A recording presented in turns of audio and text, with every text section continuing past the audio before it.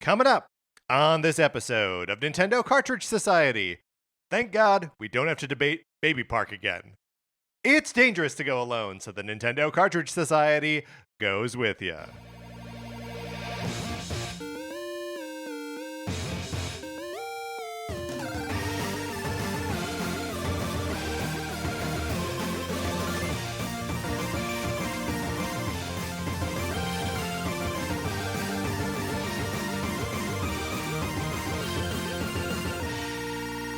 Welcome to Nintendo Cartridge Society. My name is Patrick Ellers, and I am joined, as I am always joined, by my co-host Mark Mitchell. Mark, how's it going? It's going great. I think, Patrick, we are two wolves today. Okay. I am a wolf of inner peace and acceptance, and I think you are a wolf. I'm about to gnaw my own leg off to get out of the trap we've set for ourselves. You know, as soon as Mario Kart 8 Deluxe announced that there was going to be a booster course pass, right, that doubled the amount of tracks in the game, I think we knew this day of reckoning reckoning would come to this. Yes, you know, back in the end of August and early September 2022, we definitively ranked all 48 original tracks. Mark's getting right into it. We're just diving right in Mario Kart 8 Deluxe. Yeah.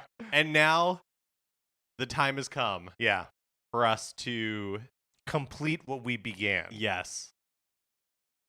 I feel like Luke Skywalker at the beginning of Return of the Jedi. Yeah, sure. No, we have a task ahead of us. Yes, and we're like walking into a CD club, wearing like a cloak. That club is Mario Kart Tour. It is. See, this is the difference. You're coming in as Luke Skywalker. I've been shackled up in this club for the last 18 months, frozen in carbonite.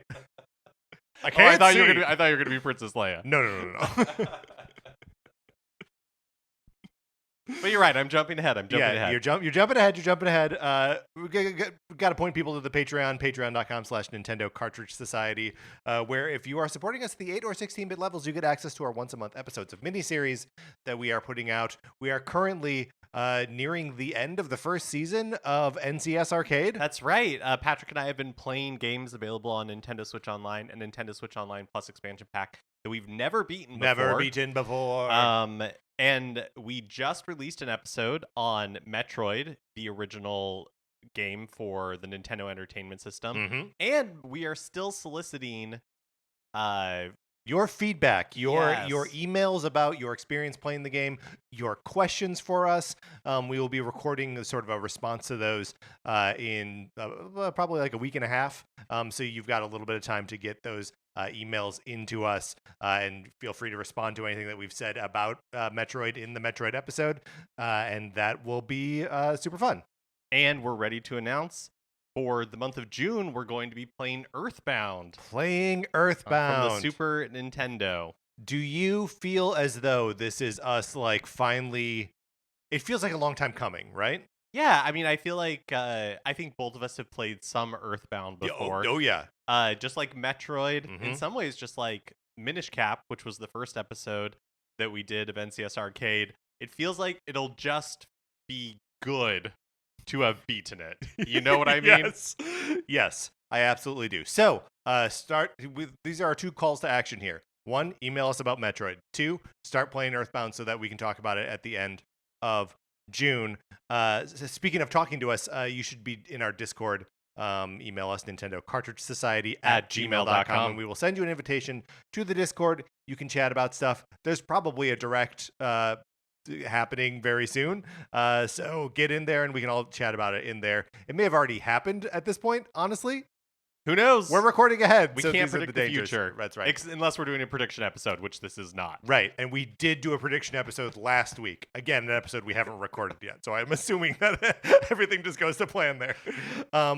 And then last thing before we dive into it, my Teenage Mutant Ninja Turtle Sourcebook issue 3 is out there in comic book stores right now. Issues 1, 2, and 3. Pick them up if you're interested in my writing about the Teenage Mutant Ninja Turtles. Issue 4 is on its way, so pre-order that if you're interested. Mark, let's get into the topic at hand. Let's rank the tracks in the Mario Kart 8 Deluxe Booster Course Pass.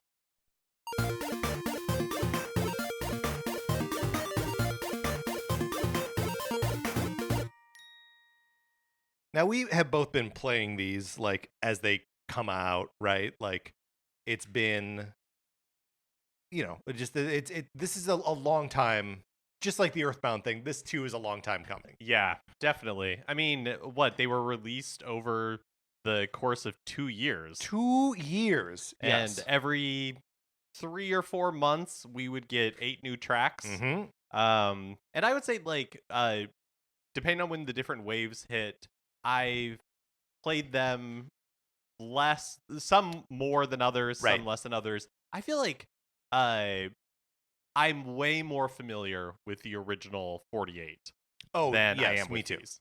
Even though a lot of the tracks in the new 48 are retreads from previous games. You're right. When there's like Wii ones, when there are the GameCube ones, like the DS, some of the DS tracks that are in here didn't stick with me. They never put the DS Luigi's Mansion in here, which I'm still furious about. There was like a Delfino Plaza one in the DS game where at the end you had the choice of going left through like city streets or you could stay straight to stay on the docks. And I always liked that one. I was hoping that would I think they may have like a Pianta quota, like and right, it was already covered. They reached it, and they were like, "Look, if we want to put out Thousand Year Door later this year, we gotta, we can't, we can't also include that track here." That makes sense to me. Yeah, and obviously we've both been cramming a little bit. And I guess just before we start like digging into what all these tracks are, and this episode is going to be this is a 2-parter, so we will be back at this task next week. But for this week, we are going to be putting them sort of in tiers, like we did with the original list, and then next week we are going to rank them in the original list. The old list, immutable, cannot be changed. Still definitive. Still has that Ouroboros kind of... Baby Park is both the best and the worst track. That's right. And we will slot all of these into there, making one super list of 96 Mario Kart tracks ranked from best to worst, which is also the best at the same time. This is going to be a lot of fun. It's going to be a lot of fun. But I just wanted to reflect for a moment on how insanely content-rich this game is. And just like where do you go from here? It's the Smash Brothers Ultimate problem. It is. The only place you can go is smaller. Yes, right. And actually, I do think that there are like options within smaller, including like pick a theme, right, or like pick a gimmick. Because especially sampling all of these, it is clear that there are like types of things that come up again and again. Obviously, the city tracks are one thing, but also like squeaky clean sprint where you're in this giant bathroom is another. Like, oh yeah, shrink them all down. That's fun. Do like a Pikmin cart, like. Yeah, I almost feel like it would benefit from mechanically stripping things back too. It's like you have motorcycles, you have carts, you have flying sections, you have underwater, you have like the zero G stuff, and it's like it's all fun, it all works. Yeah, but maybe it would benefit the next time from removing some of the, because they've been adding. It's basically like backwards compatible, and so when you're from like right. the Wii, right? They've just been at like we added motorcycles and the ability to do that little like jump the trick thing as you go over a ramp. And then each game has added something, but instead of taking away, it's just like continued to add on to it. Right. And it's like old software. At some point, you just have to like get rid of the tech debt, the cruft, and just kind of like start over, which is an insane thing to say, like cruft for Mario Kart 8 Deluxe, because it's the joy best-selling game on the Switch. Yeah, and the joy of it is that it is so overstuffed. Yes, I agree. So we've tasked ourselves with untangling the overstuffed nature that we have here, and I think we gotta just start by like. Do we start by just like saying the names of all the tracks? Yeah, let's invoke them, because I think that's only fair. Let's go through each of the tracks, and we can talk about, or well, not talk. Name the tracks. Right. Name where they're from. No more words. Right. Okay. That's all we're committing to in this moment. Okay, great. I'll start. Okay. And then we'll go back and forth. Paris Promenade, Mario Kart Tour. Toad Circuit from 3DS. We'll just say the system as they're listed in the. We're saying too much already. Okay, Toad Circuit 3DS. Choco Mountain Nintendo 64. Coconut Mall Wii. Tokyo Blur Tour. Shroom Ridge DS. Sky Garden GBA. Ninja Hideaway. New York Minute, Mary-Kate and Ashley. Tour. Mario Circuit 3 from the Super Nintendo. Calamari Desert, Nintendo 64. Waluigi Pinball DS. Sydney Sprint Tour. Snowland GBA. Mushroom Gorge Wii. Sky High Sunday. London Loop Tour. Boo Lake GBA. Rock Mountain 3DS. Maple Treeway Wii. Berlin Byways Tour. Peach Gardens DS. Merry Mountain. And Rainbow Road 3DS. Continuing. Amsterdam Drift Tour. Riverside Park GBA. DK Summit Wii. Yoshi's Island. Bangkok Rush Tour. Mario Circuit DS. Waluigi Stadium GameCube. Singapore Speedway from Tour. Athens Dash, also from Tour. Daisy Cruiser from the GameCube. Moonview Highway Wii. Squeaky Clean Sprint. Los Angeles Laps Tour. Sunset Wilds GBA. Koopa Cape Wii. Vancouver Velocity Tour. Rome Avanti Tour. DK Mountain GameCube. Daisy Circuit Wii. Piranha Plant Cove. Madrid Drive from Tour. Rosalina's Ice World from 3DS. Bowser's Castle 3 from Super NES. And closing us out, Rainbow Road from the Wii. Okay. I'm already tired. Now, you'll notice that there were some tracks that we didn't list any game for. That's how they appear in Mario Kart 8 Deluxe. Yes. They all ended up in Tour, whether they premiered here or premiered in Tour first. Every track in the Booster Course Pass is in another game. Yes. Some of them premiered as part of the course passes. Right. And if they then went to other games, obviously the only other game they could go to was Tour. All right. I mean, I think what we have to do here is just, I mean, do you have any like conceptual swings here before we start, like laying this out? Like, because there are some commonalities between these things. There are a lot of tracks from Mario Kart Tour, and a lot of them that are based on real life cities. And I remember, so I played, there was maybe like a month where I played quite a bit of Tour at the very beginning of that game being released, which honestly, with like a microtransaction based game, is the worst time to experience one of those. Is when it first starts, because they're still figuring out the economy, the content isn't all there, like all those improvements. But that is sometimes when you can get in when like before they've dialed in the economy in a way that like benefits them so much, you know, that that's like true. You can sometimes take advantage. So most of these Tour tracks I feel like were not available when I was playing it. Sure. And as the Tour tracks were coming out and as part of the Booster Course Pass, I don't know, I just kind of had a blanket like I don't really care for the city tracks. Right. But playing Country Mouse. Yes. Right. Not a city mouse. And but playing them again in preparation for this, my thinking has definitely changed. Mine has too. I still like have a little bit of a all right, city track, prove yourself to me attitude. But I think that more of them actually do prove themselves. I still generally find the all 3 laps are different structure of them frustrating, because it makes it harder for me to learn them, that I just had to play it 3 times as many times before I know my way around the track. Yeah, like looking at the course layout on the map, unhelpful, but like but interesting to see like how pretzel-y the layout, a lot of the city track layouts are, and even the Tour tracks that are not cities do this as well. But one thing that I think is kind of cool is they are transforming, and a lot of times they'll loop back on themselves. Yes. So, you in the first lap you're going, we'll say forward, and then the final lap they loop back and you're running the whole thing backwards. Right. And that's like it's cool. It's cool when done well, and there's like the cityscapes that are interesting to see from different perspectives. Right. And that's not always the case. I gotta say, I find that trick a lot more compelling in Calamari Desert and Peach Gardens, because they are tracks that I already know very well. And so, from playing them on the Nintendo 64 and the DS respectively. And Peach Gardens also reused in the Wii version as well. I think that might not be right. I don't think so. I think that it hadn't appeared in anything since the DS. Okay. Well, regardless of where else I played it, probably it sounds like just the DS.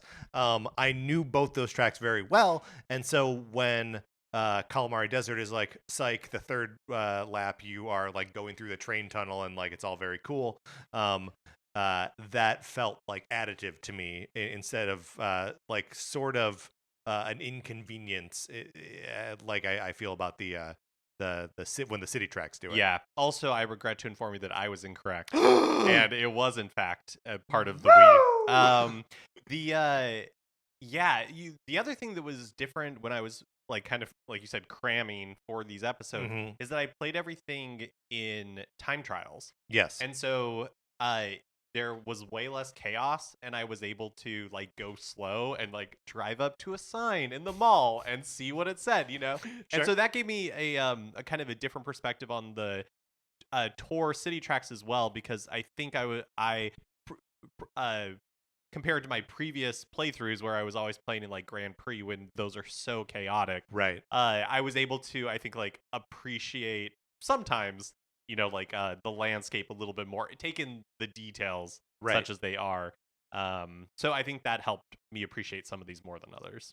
Okay, so all of which is to say that like the tour tracks are not a monolith, right? Right. I do think that some of the tour tracks, because they are built for tour, which more or less like steers itself, has too many like right angle turns in them, and some of them are also like a little too narrow.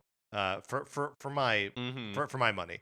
I also think some of them have like big straightaways in them that like nothing's happening, which I'm also a little bit like, what's going on here? The other thing that I would say, like in groupings, the 3DS tracks, I generally speaking, I'm kind of mid on the 3DS tracks. That's interesting because I in playing them, I felt like, oh, this feels like a sequel to one that was done better previously, or this is like a prequel and has been done better, right? In Mario Kart 8 Deluxe, Waluigi Stadium, for example.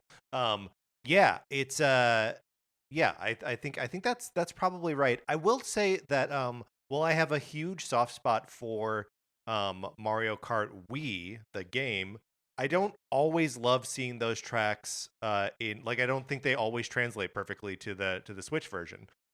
So I like, and kind of all of this is to say like I have no concept of how this is gonna go. Yeah, I don't really either. Oh, sorry. One more thing I will say is that the other thing that was impressed upon me when I was playing these back to back to back to back is there are so many like DK mountain-based levels that shoot you out of a cannon, and then you go down, and they're not all good.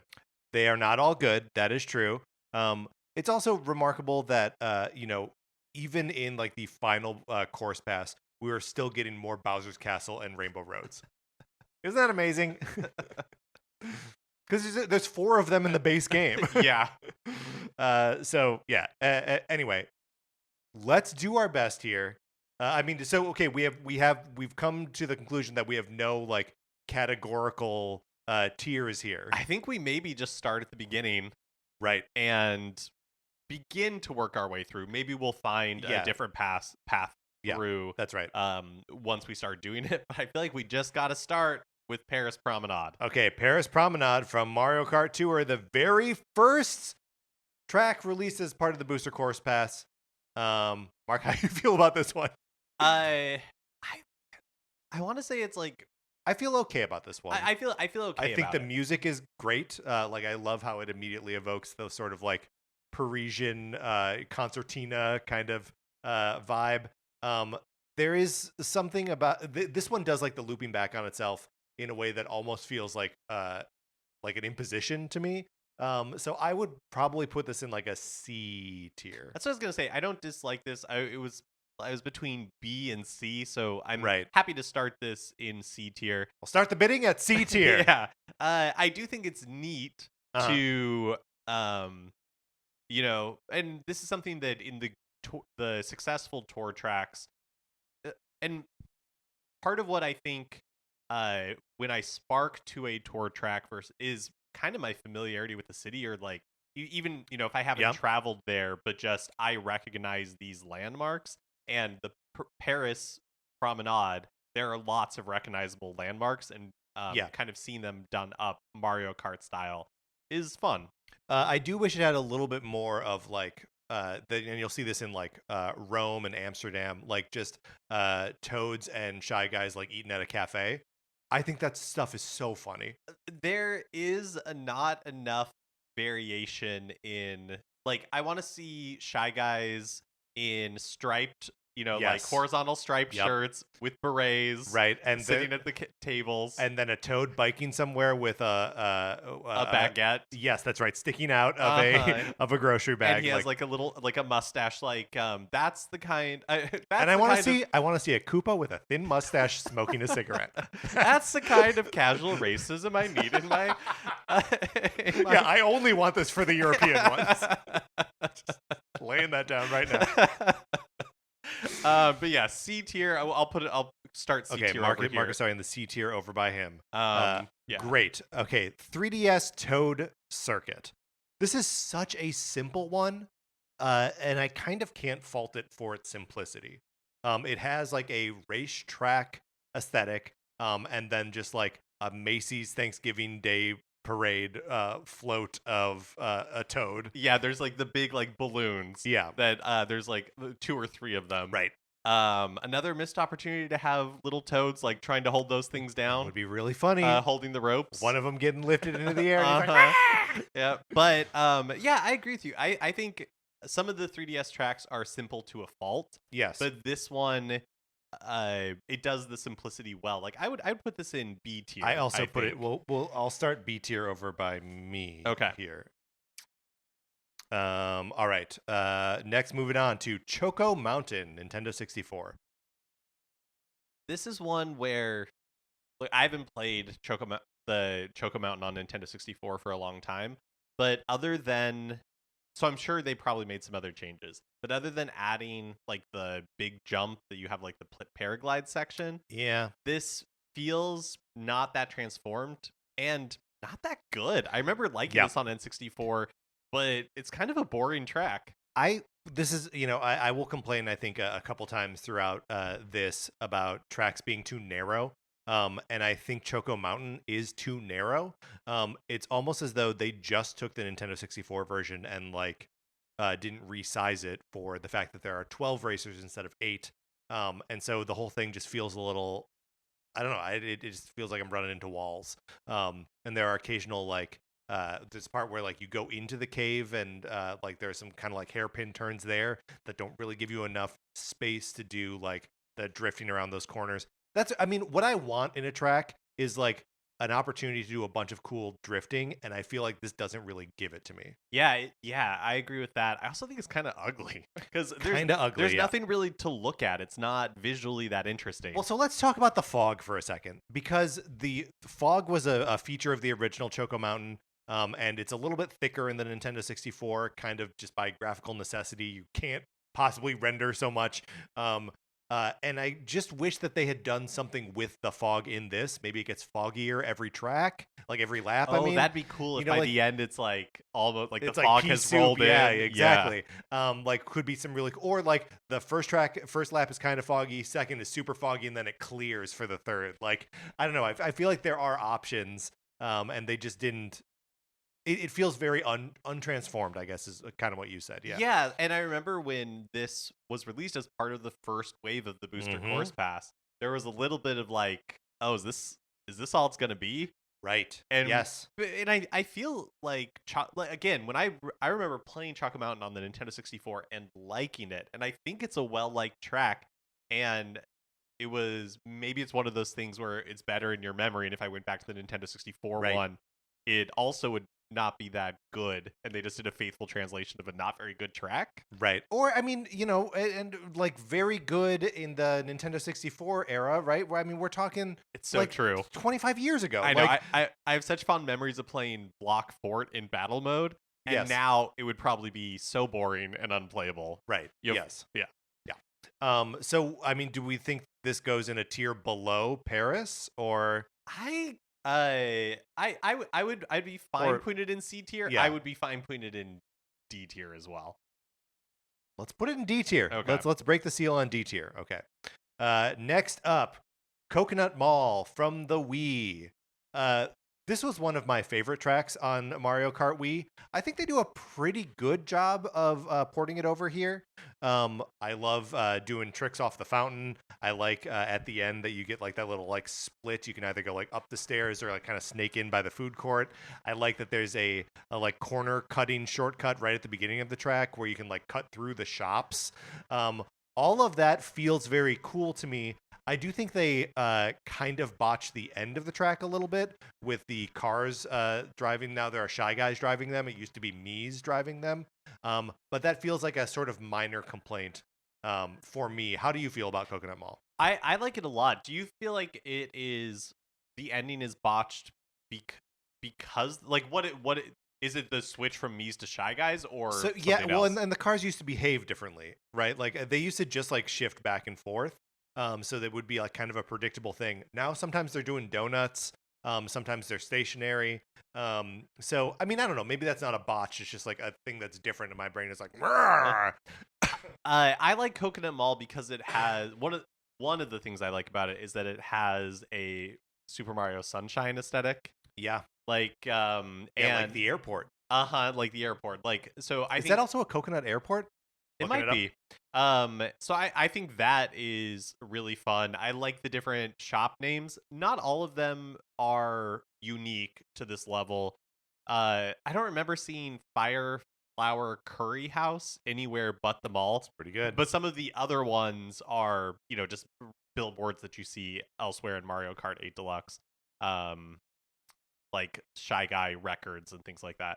But yeah, I'm a sucker for Mario Kart levels that give you multiple paths. Yes. Where it's like you can choose to go left, you can choose to go right, you can choose to go up, or you can choose to go down. Yeah. Like I love that stuff. I love the kind of like escalators that they change direction. Yep. So sometimes, like you just happen to get stuck at a bad transition. It's a fun little bit of randomness there. Yeah, like I like this one a lot.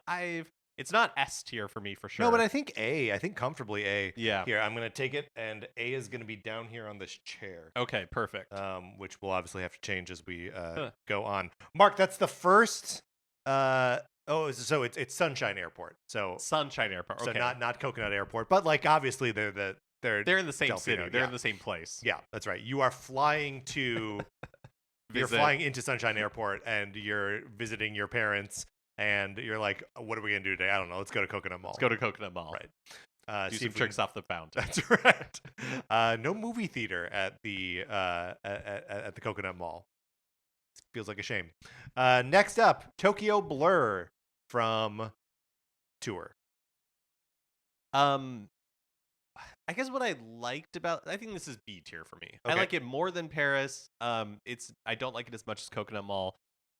This is where I began to notice where it's like, oh yeah, like Tokyo Tower is a fixture of the skyline in this track, and then you see it from multiple angles, right? And like sometimes, and I feel like this is an example of them doing that effectively. Yeah. Which they sort of do with like the Eiffel Tower in Paris, mm-hmm. And like obviously we'll see it with like the London Eye or the Sydney Opera House. Oh yeah, they love cities with Ferris wheels. They love putting Ferris wheel. Like, that's true. Representing Ferris wheels in the cities, the tracks, right? Yeah. Even if you're like Los Angeles laps, that's in Santa Monica. I can't wait till we get to talk about that track. I know. I think it's the funniest one on here. If we were ranking these by comedy, it would be number one with a bullet. It's really funny. No, I completely agree. Yeah, Tokyo Blur. I'm comfortable putting it in B tier. This is one where I do think. Again, just like a little narrow, right? Mm-hmm. I do one thing I really love about Tokyo Blur is the final track where you get on the highway. Yes, like that is fun. Where you're just like, no more city streets, no more parks, whatever. Like we're just on the highway now. Well, and sometimes they do that in tour tracks, and I think it's disappointing. Right. But not that they're putting you on a highway, but like they're some of the places they choose to put you, like in the Amsterdam track, you basically do an entire track underwater. And that feels like such a waste for a cityscape track. You know what I mean? And also is like, okay, you observe that they have canals, so what? Again, we'll get to the Los Angeles one. The funniest one. Okay. Yeah. Next up. Shroom Ridge from the Nintendo DS. Shroom Ridge from the Nintendo DS. I need to actually. Oh yes. Okay. Yeah. This is one that's like a road going through the countryside. And sometimes like that countryside is like overlooking a cliff. And sometimes you're like going through sort of rolling pastures, and then there's also a tunnel. I think that this is a pretty effective, simple track. It's a simple track. It is good. I really like the music in this one. It's very good music, wave racy. Yes. That like 90s, like synth saxophone. Yep. Going. Which is also like the aesthetic of the DS Mario Kart, right? Like I think that just is, maybe that's like where they land on that aesthetic. Is in Mario Kart DS. I've not really interrogated that. Just a thought that popped into my head. But yeah, I like this one actually kind of a lot. Yeah, I think it's, in my notes I wrote down nice but not amazing. Right, which sounds like B tier to me. That's where I'm leaning. Okay. Yeah. All right. Maybe a high B, but a B tier. High B. Okay, great. Next up is Sky Garden from the GBA. I think this is a stinker. Okay, I'm so glad to hear that, because this gets a big thumbs down for me as well. Yes. And look, adapting the Super NES and GBA tracks is always going to be tricky, right? Because they give you very little to start with.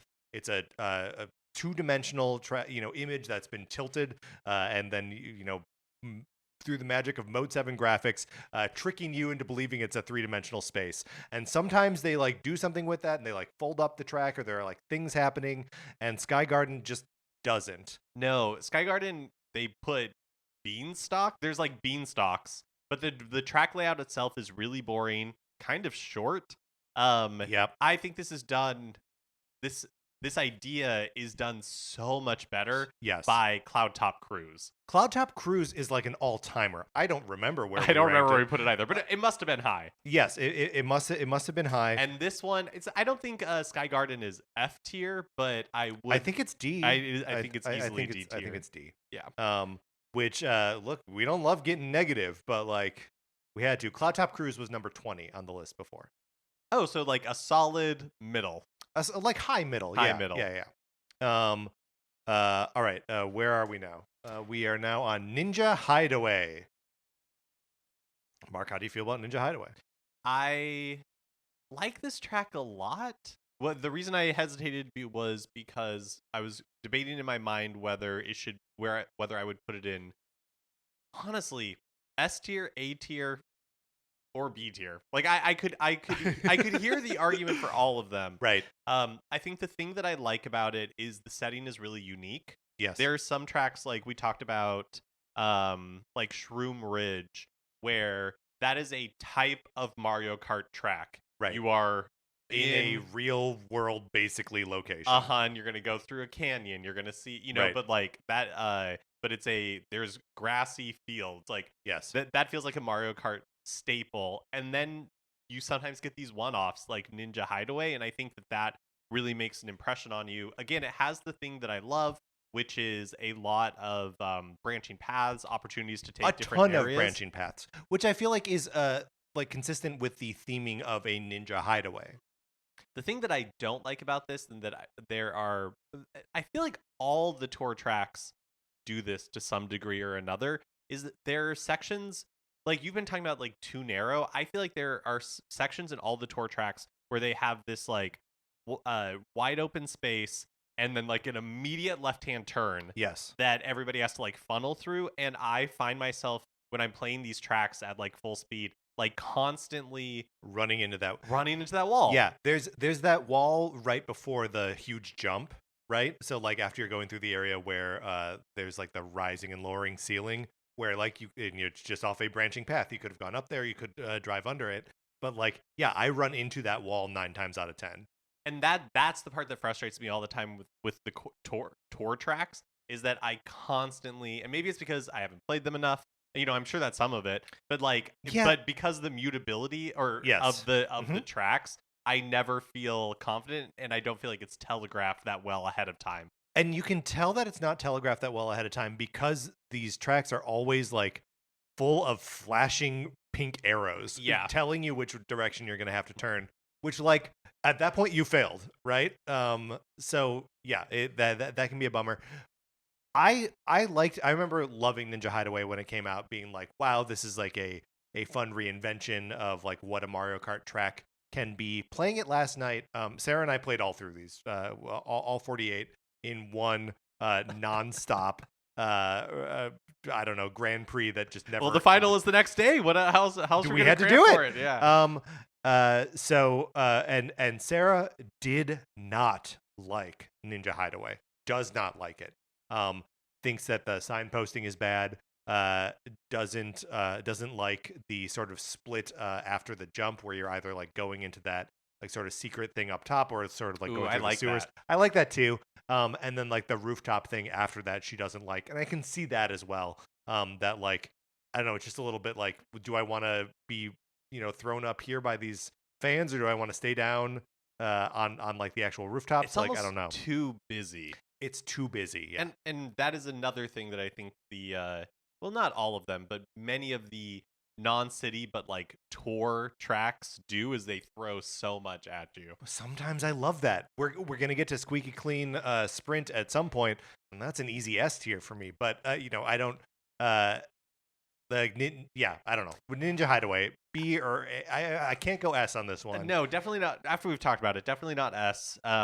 I would say high B, low A. Okay, let's put it in B. Okay. Even though B is starting to get like pretty densely populated. We've got 4 tracks in here already. But we've got 48 of these things to go. So, what am I even talking about? Next up, New York Minute from Tour. This one's okay. I like that it has the Donkey Kong the best musical sign. Look, we already declared that Los Angeles Laps is the funniest track, but that may be the single funniest joke, is Donkey Kong the best musical. Disappointing that the finale, this feels like Chekhov's Donkey Kong the best musical, where that's like the first thing you see in the track. Yes. And the fact that the end of the track is not you driving through a theater where Donkey Kong the best musical is being presented. Yeah, feels like, and especially because like Donkey Kong obviously has so much in common with King Kong, and New York is where King Kong takes place. And like Broadway, like theater is such a big part of New York. That like all of those things, and like the conclusion of Donkey Kong is also, or of King Kong, like it starts in a theater, right, with a chained up monkey, and like I don't know. It feels like there are a lot of missed opportunities in New York Minute. I do like going through like Central Park. I like going through Central Park, but because it's like Central Park is such a big icon of New York City, you're like, how much time are we going to spend in this? Like, I've seen park-like settings in Mario Kart tracks before. Right. And it's also like, it's populated by Goombas, which feels like it's saying something somehow. Weird a little bit. Yeah. Also, there's no Statue of Liberty. There's no Statue of Liberty. Which is like... Is it copyrighted? Is it trademarked? That can't possibly be. How is there no Statue of Liberty? Well, like you could do like a fake Statue of Liberty with like, Peach holding up a torch or whatever. I know. It's sad to me that they don't do that, because I was thinking when we get to the Rome one that it's like, oh, this would be a great time to honor Mario's like Italian heritage. Totally. And they just don't. They don't. Yeah. And I also, as I'm driving around New York Minute, I kind of just want it to be New Donk City. Yeah. And people walking around in suits, those hats. Pauline. Exactly. There. Yes. Yeah. Donkey Kong, the scariest musical. I don't know. New York Minute feels like a little bit of a bust to me. Maybe C tier. Yeah, I think C tier is fair. This is where I did appreciate that there are tour tracks, there are city tracks during the day, and there are city tracks at night. And I think generally speaking, I prefer the ones that are at night. Okay. Because they're just helped by the fact that you can do dramatic, cool lighting, and you Yeah, can do that's like true. all this kind of stuff. Well, New York is famously the city that never sleeps. So, and it is one of the few city tracks that has like other vehicles in it, right? That like the gridlock of New York City is like part of it. There are buses, there are cabs. So like that's cute, and I like that all just fine. But yeah, I think probably C comfortably C-er. Okay. C-er? C-tier. We're doing good. We're like 1/6 of the way through this. All right. Mario Circuit 3 from the Super NES. It's fine. It has like that primary color block thing that the theming that they used for that was, basically the look of the Super Nintendo game and that they used in the GBA game as well. It has like a Mario 1 aesthetic. It has a lot of turns, so you can drift. Has like that classic Mario Kart soundtrack. It's like C tier for me. Yeah, I mean, I may even knock it down a level below that to D tier. It is outclassed in every way by the Mario Circuit from GBA, which appears in the like main set of tracks. Yeah, I don't know. I when this one pops up, I'm kind of like, all right, like I get it. Just feels like a nostalgia trip. It's true. It is. I think what you were about to say is like, I get it, and I feel like that is true. I would say it's a high D. I think I like it better than Choco Mountain. I definitely like it better than Sky Garden. Sky Garden and F.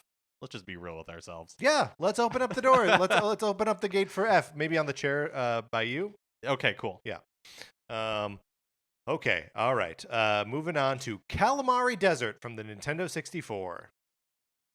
To me, this is what all Nintendo what Choco Mountain should have aspired to. Like, I feel like they nailed it with Calamari Desert because as a kid, I remember doing time trials in Calamari Desert, and there's a part where a train features prominently, and train tracks. And I remember as a kid, when you're just messing around, you've played this game a million times. Mm-hmm. So now I'm gonna like drive on the train tracks, and the game doesn't want you to do that in Mario Kart 64.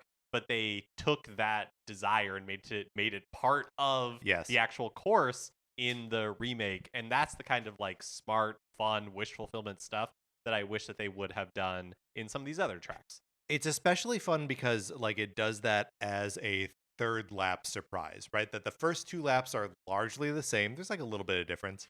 But then in the third lap is where it's like, now we're mixing it up. And like, again, Peach Gardens does this too. And I just think it is an excellent trick. S? S or A? I'm fine with either of those. We only have one A at the moment, and that's Coconut Mall. I'm trying to think like, there's got to if that's not an S, what is? Yeah, that's true. That's true. Do you want to take it? Sure. Yeah. Where does this go? For to paint you a picture, we are working with sticky notes for all this. So my dining room table is covered in sticky notes, and we're trying to find places that we can put groups of sticky notes that we will remember what it means. Yeah. And the last time we did this, we lost one of the sticky notes for a little bit, but we found it. Hopefully this is a better system. It's probably not. All right. Calamari Desert, our first entrance in the S tier. And then we move on to Waluigi Pinball from the DS. Maybe because we had just played Sonic the Hedgehog 2 for the Sega Genesis for Nintendo or for NCS Arcade not that long ago, that the music in Waluigi Pinball I liked a lot, and also reminds me of the music from Sonic the Hedgehog. I agree on both counts, yes. I also like the I think the first part of the track where first of all, starting a track with a launcher, super fun. Yeah, like the whole track is basically a pinball machine. Right. And that the first thing after that is like just really like zigzagging back and forth like on some pinball tracks, and there are balls that like get in your way. That's super cool. When you finally get down to the table itself and there are flippers and bumpers, it's very chaotic, but like readable. Like it's one of the genuine challenges of Mario Kart where you're like, okay, where's that ball going? Where's this flipper? Where's this bumper? I don't know. This is a good track for me. I would say A tier. I really like this track as well. Even just like the visual perspective of being you have that launcher up, and this is something that Mario Kart does a lot in these like DK Mountain ones. You get shot to the top of something, and then you have this like downward perspective. You're looking down at the thing that you're headed towards. The table, yeah. But the fact that it is a pinball machine, and you have, like you said, the oversized bumpers and flippers and the balls and everything, and the lights and the music, like it all works really well. High A tier, possible S tier for me, but I'm happy A. Okay, let's put it A. We find agreement. I like that one a lot. Also, Mark, we need to get to the bottom of this. Is this a big pinball machine, or have they been shrunk down? I would like to think that it's a really big pinball machine. Okay, great. Because we do have ones where they're shrunk down, presumably. Like what? Like the bathroom? Yeah, like the bathroom. Okay, and it's not just a big bathroom. I don't think so. Okay. But I think this is a giant pinball machine. I like that. If anyone's going to make one, it's going to be Waluigi, right? He's so try-hard. So try-hard. Like, can you think But it pays off here. Can you think of a bigger look-at-me move than building a massive pinball machine? I cannot. Moving on. Actually, sorry. Yeah. It raises a good question that we don't know the answer to. But we can speculate. We can speculate. Sure. Right.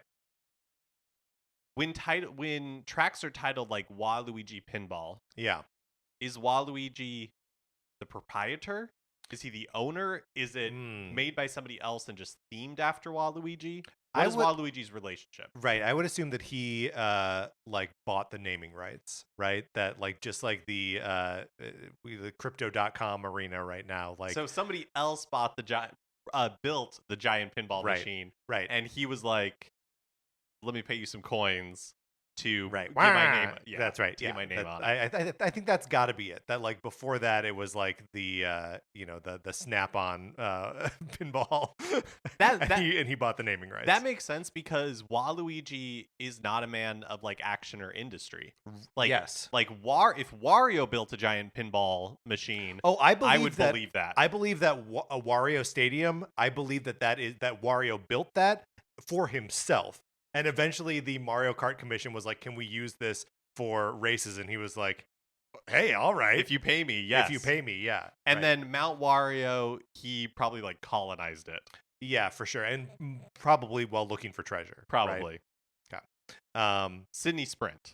Sydney Sprint. Man, they love that opera house. Do they have anything else to say about Sydney besides there's an opera house That's the thing where it's like, look, I've never been to Sydney. Maybe I don't know Sydney that well, but this seemed like a poor representation of Sydney. Yeah. And there is also there's like a ferry at one point that you like. And there's like a theme park. I guess. Where are the kangaroos? Hey. Not to be whatever, but like where are the kangaroos? I should be driving into a kangaroo's pouch, getting hopped around. Yeah, we should all be like bouncing around. Right. Being jumbled up in there while the kangaroo's hopping. That's what I think we need. And it just would have been nice. A nod to kangaroos. Right. Or Crocodile Dundee. Or both. Right. Preferably both.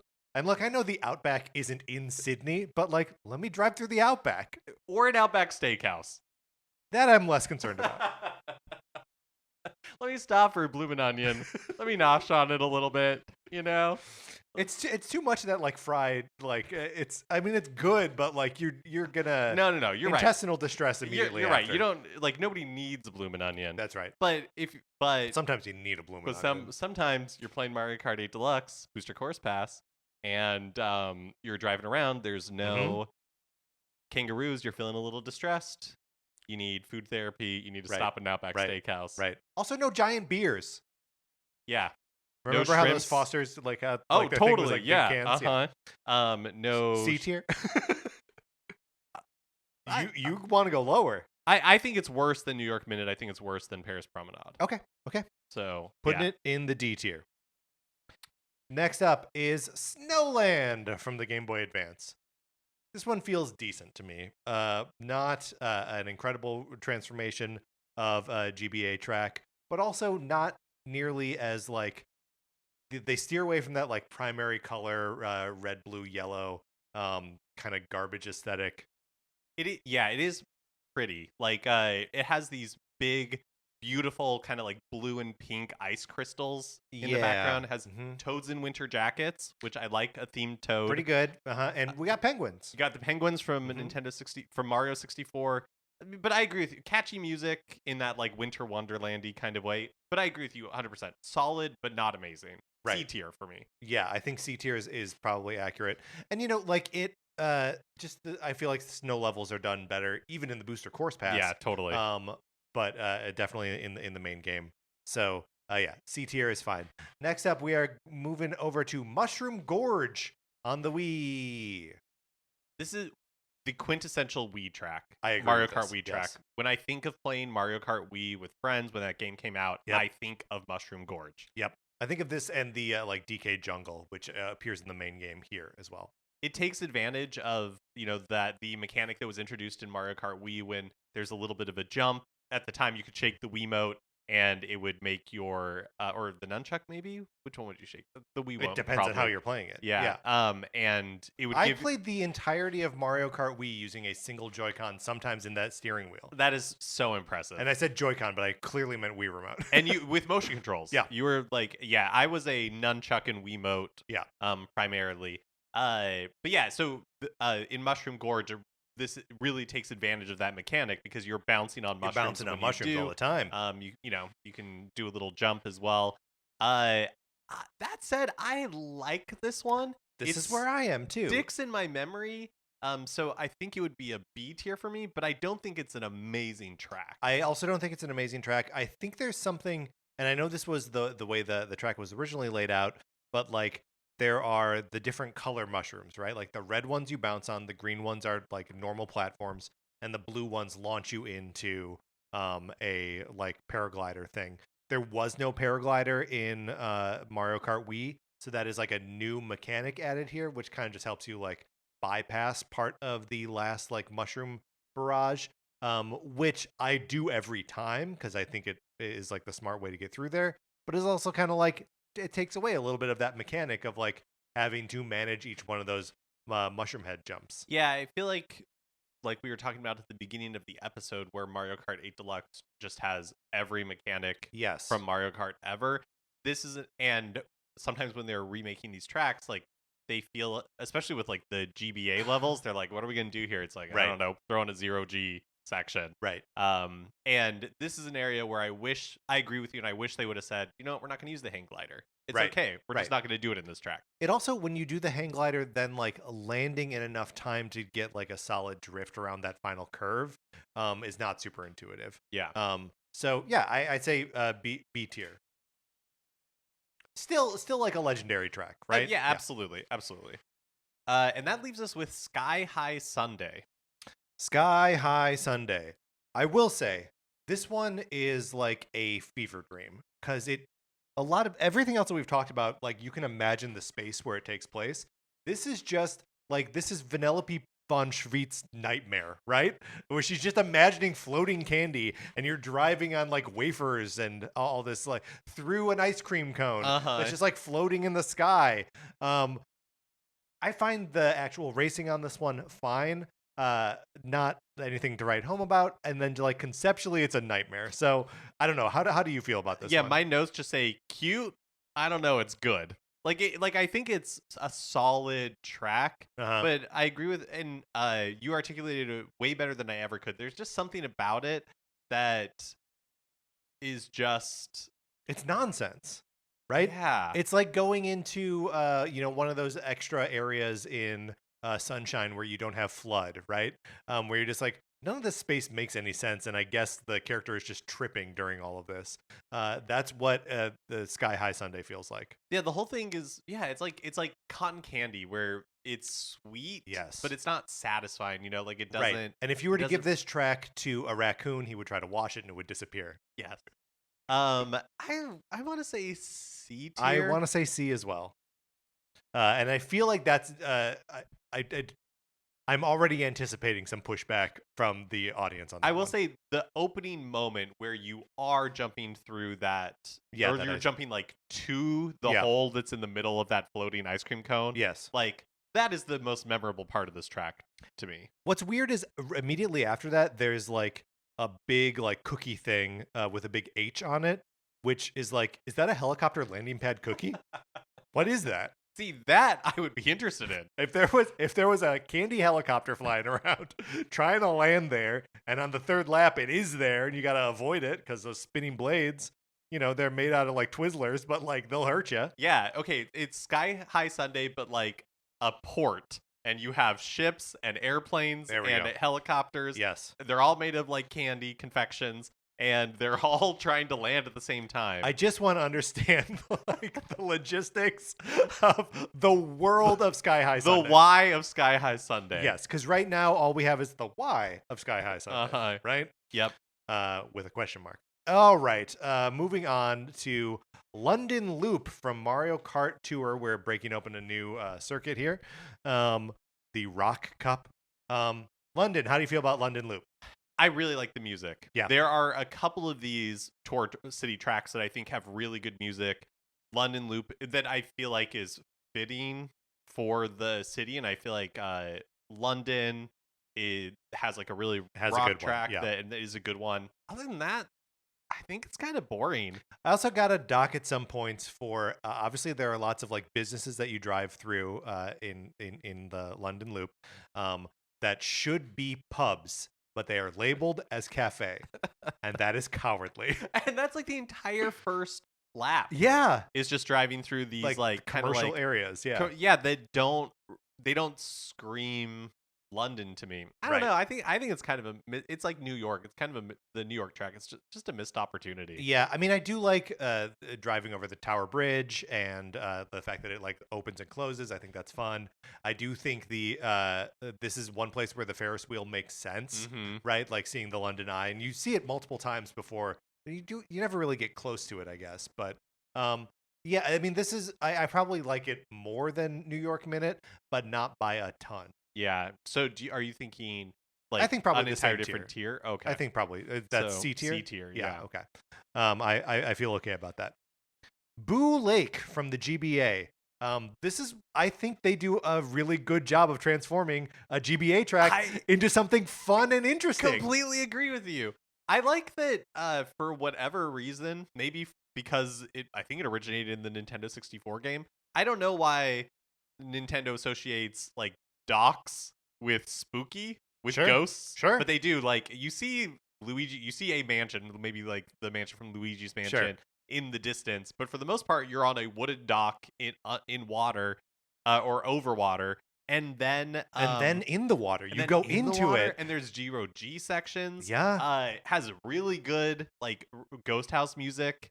Great ghost house music. Lots of good opportunities for like drifting and like turns that make sense. And like there are a lot of like kind of forked paths where you can see the other path. And I don't know, the whole track works for me. I think it's A tier. I was gonna say A tier too. It reminds me of what Ribbon Road. That's another GBA track that they did like a really good transformation on. And yeah, I think this one was really good. All right, great. Next up is Rock Mountain from the 3DS. Rock Mountain, it feels autumnal to me. It feels like and I guess Maple Tree Way is coming up right after that, so like there's a nice little hit of double autumn here. And actually preceded by Boo Lake, which is like a ghosty thing. What was the one before it? London Loop. Okay, yeah. You're wearing like a sweater, right? Like it all. It feels like the Rock Cup is the autumnal cup. But Mark, how do you feel about Rock Mountain? I like how many jumps there are and like how much airtime it's possible to get. You get a ton of airtime, yeah. And there's like giant green Mario pipes that are sometimes like jutting out at interesting angles, but they're like shooting air, and you can use that to get even more airtime. So I think that part of it is interesting. The music is kind of rocking.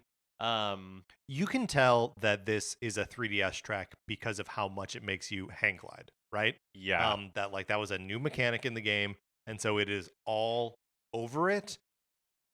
I think a little bit to its detriment. Like, I think you're right that like it's fun in some parts, but like I don't know, the track to me is kind of just like the one big jump, right? With the hang gliding section, and then like up the hill again. Yeah. And then rinse and repeat. So I don't know. I feel kind of middling about this one, B or C tier. What are you thinking? Were you thinking higher? No, I was not thinking higher. I don't know. There's something about it that I like more than most of the tracks in C tier. I think I would put it in B, but probably a low B. Let's go B. All right. Next up is Maple Tree Way. Another Wii classic track. Yes. And one of my favorites on Wii. I don't know if it becomes one of my favorites here. I don't know. Like you said, I really like the autumnal, like golden hour lighting. Yes. To me, it has Donkey Kong Country Tropical Freeze vibes. Okay. Like the because that has an entire like windmill, autumnal section. Right, the like Alpenhorn, owls in Lederhosen. The only thing that and I guess this doesn't really affect its, I would say A tier. I have some thoughts as to where it goes overall. Like, I think this is one where it's like it is done well on Wii, but I think Wild Woods takes a similar idea, but does it so much better. It loses the like autumn setting in Wild Woods, but out of these tracks, I think I would put it in. Feels like an A. A. All right, I can support that. I love the original. For whatever reason, I feel like it loses a little luster in the translation to Switch. But. Do you think that, because I agree with you, when I was getting ready to play this one, I was really excited for it, and the actual track layout itself, I was just kind of like, it's fine. Yeah, I mean it's got some of the and I think this is actually a strike against most of the Wii tracks, that it's got that like sort of half pipe like boost thing that I kind of just want to avoid. The half pipe boost thing is really interesting to me, because I have notes later about like tracks that start including it that didn't have it before, and I think that there are some that it is done well on where there's like a risk reward type thing, and then there are some tracks like this where you're like, it kind of just happens once, right? And like, what would somebody get out of it? Yeah, I mean, there's a item box up there, but right? Like, or if you can't make that turn sharp enough, but like they give you enough space to do it, and it just doesn't feel like the risk reward like trade off is good enough. Yeah, or like interesting enough to the point where I'm always just like never gonna do it. So maybe this is B tier. All right, we'll move it down to B. B tier, of course, getting crowded. All right, moving on to opening up a new cup here to Berlin Byways. The first track in the Moon Cup. I feel about this one like I feel about London, about New York, where it's just not that interesting to drive through the Mario Kart Tour version of Berlin. The thing it has going for it, and this I think is what puts it in C tier instead of like D tier or something, is that there are thwomps that are part of the Berlin Wall. Another fantastic joke. The tour tracks are funny. They don't get enough credit for it. I think the music for Berlin Byways is pretty good as well. Really can't remember it, but it's the most like it should be like German techno or like experimental pop music from like the 80s. I think it's a little bit more like it's not full Oktoberfest, but it has a little bit more of that vibe to it. Another autumn thing. I think when this track came out, I said that I thought it was weird that it included the Berlin Wall, just because it was a side of like so much misery. Yeah, but that was also so. It's a definitive feature of like the history of the city. Yeah, yeah, exactly. That I wonder how people in Berlin, like perceive it now. Yeah, I C tier. So with London and I think so. Yeah. Okay. Yeah, I agree with that. And I promise not all of the tour. It's like we don't go to Ground Zero in New York Minute, right? Right. Yeah, I guess I just feel like not all of the city tracks end up in C tier. Or D tier. Sydney. Sorry. I mean, Tokyo Blur is in our B tier right now. And there are ones that we'll get to that I think are like A tier tracks that I really like a lot. But we just haven't reached them yet. Okay, next up, Peach Gardens, originally from the DS. Mark, I'm going to say we have our second entry in the S tier. That's so funny. I was disappointed by Peach Gardens. What? This is one of the tracks I remember liking the most from the Nintendo DS. I didn't remember it was on Wii at all. And then this version, I don't know. I love the final lap reversal. That is fun. And like, I don't know, there's something so like wide and open about like as you're moving from these like little I don't know, like I'm gonna say containers, but that's not right. But these like little open courtyards with like topiaries that have their different like challenges for you to overcome. Like there's one where there's like chain chomps kind of hopping around. There's one where there's a piranha plant like in the middle, and you got to like choose your way around it. It just feels like a greatest hits of like Mario Kart hazards, sort of presented to you in the same way that like touring a garden would be presented to you of like, and here's our cactus garden, here's our the southwest, probably another cactus garden, but you know what I mean. Here's the rose garden. And I just think the presentation there is awesome. And then when you get to the final track and you are going in the reverse through it and you see the backs of all these topiaries, I don't know, this is one that I really like, would go in S tier for me personally, but I'm interested to hear where you think we should put it. Yeah, I do like this track. I think that I had kind of built it up into my head to be something that it's not. I do think like the areas with the topiaries are fun. Mm-hmm.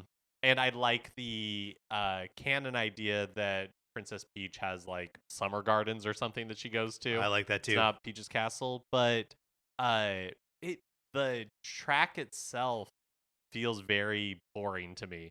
Where it's just like the layout. It's like, okay, it's pastoral. You have this, yeah, but there's no like real like turns or twists or anything like that. Sure. It's just kind of like, yeah, I'm gonna like make a left-hand turn and now I'm in another area with topiaries, and I'm gonna make a right-hand turn and I'm in another area with topiaries. Like, it's not terrible. It's not a bad track by any stretch of the imagination. I think my memory of it was so much better than what it actually is. I do love the reverse. I do think that that's a really fun way to experience it. And I think this is one where like when you're in the area, one of the areas with topiaries, it has like a statue that is facing away from you. Yes. And you're like, ooh, we're gonna see that the front of that we're statue. See the front of it. Yeah. At some come point. the other way. Yeah.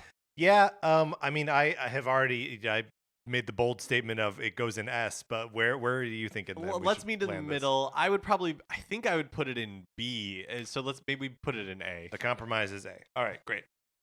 So it joins Coconut Mall, Luigi Pinball, and Boo Lake. Feels like appropriate company for it. Next up, Merry Mountain. The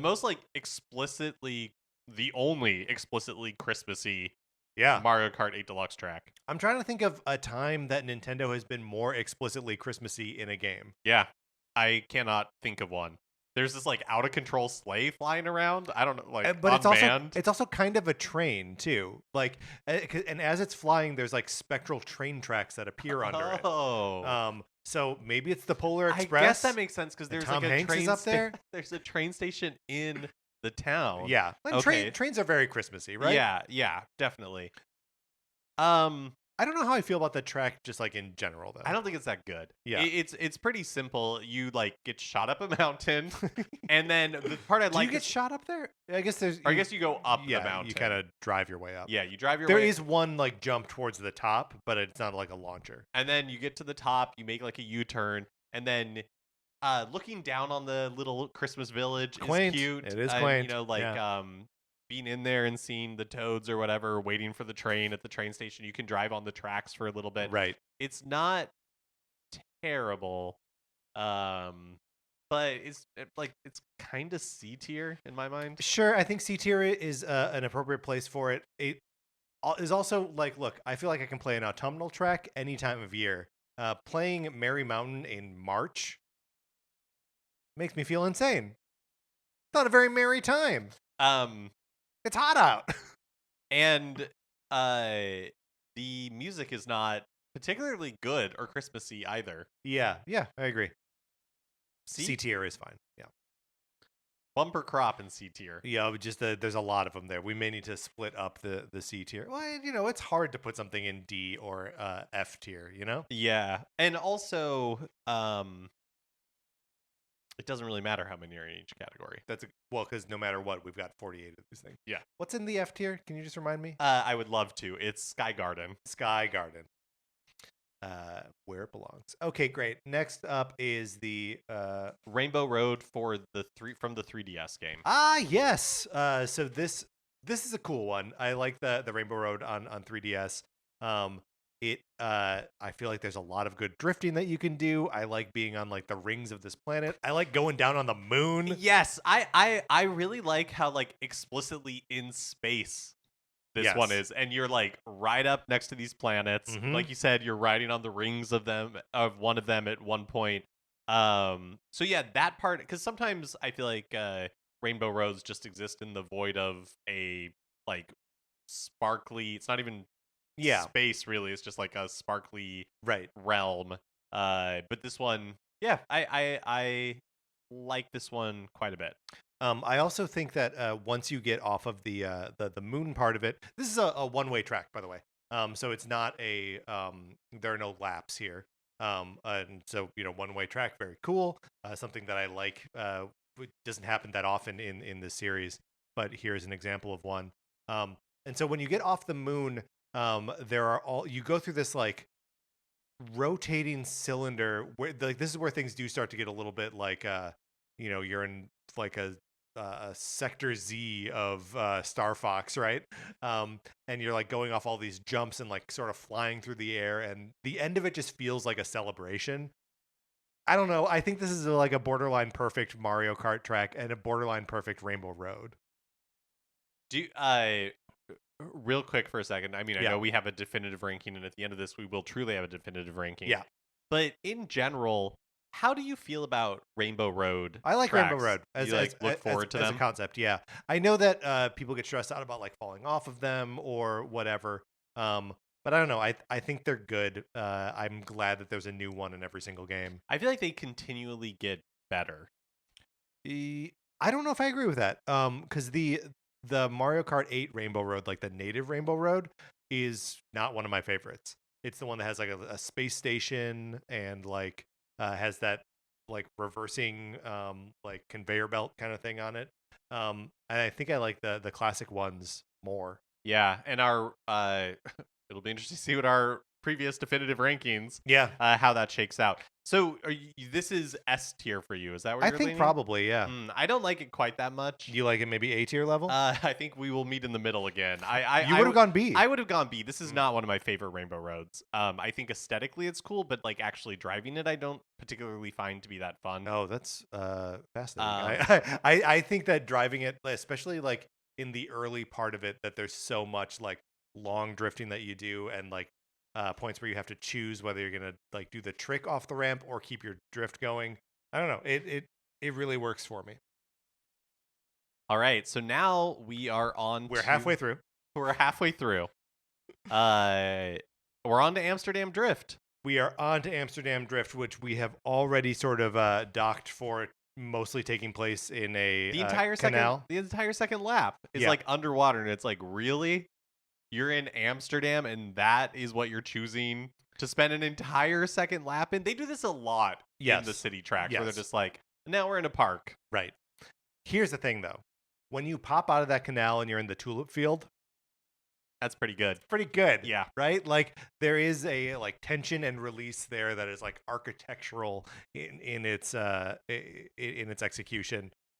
It'd be nice if it had an Outback Steakhouse. You could stop for a bloomin' onion. Totally. Where's the kangaroo? But, beside those complaints. Right.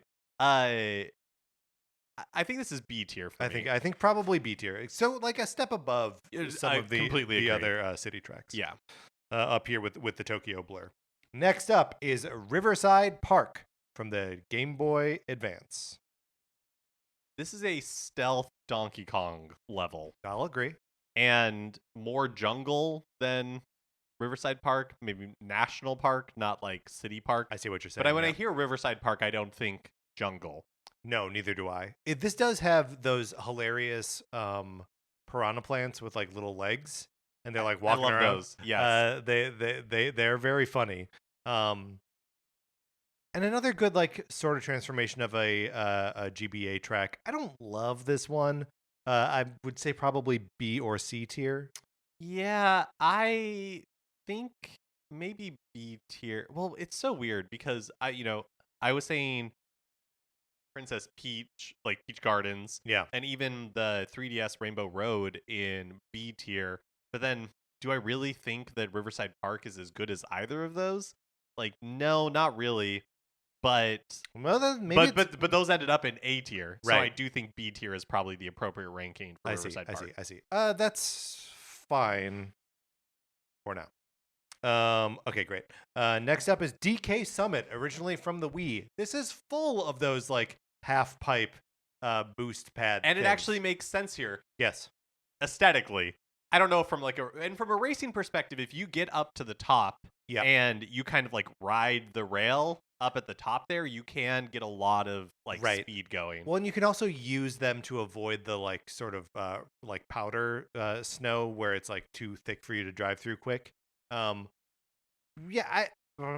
don't know. I feel like this one is eclipsed for me by like other ski themed. I like this one because the other one I was thinking of was Mount Wario. Yes, but Mount Wario spends a lot of time not being like ski resort themed. Yeah, like at the top beginning, you're you're so high up at the top. Yeah, you're starting at like a mountain, then you go through a cave, and then at the end, you do get to the ski resort theme. The DK Summit for the Wii is like all ski resort all the time. Yeah. There's like the moguls and like half pipe and all that kind of stuff. I agree it's not as epic as the as Mount Wario. There's something very cool about you're starting from an airplane. You're like the journey of Mount like Wario a is like dam really cool. or something. Yeah, the storytelling of Mount Wario super fun. I don't know. Where are you thinking for a DK Summit?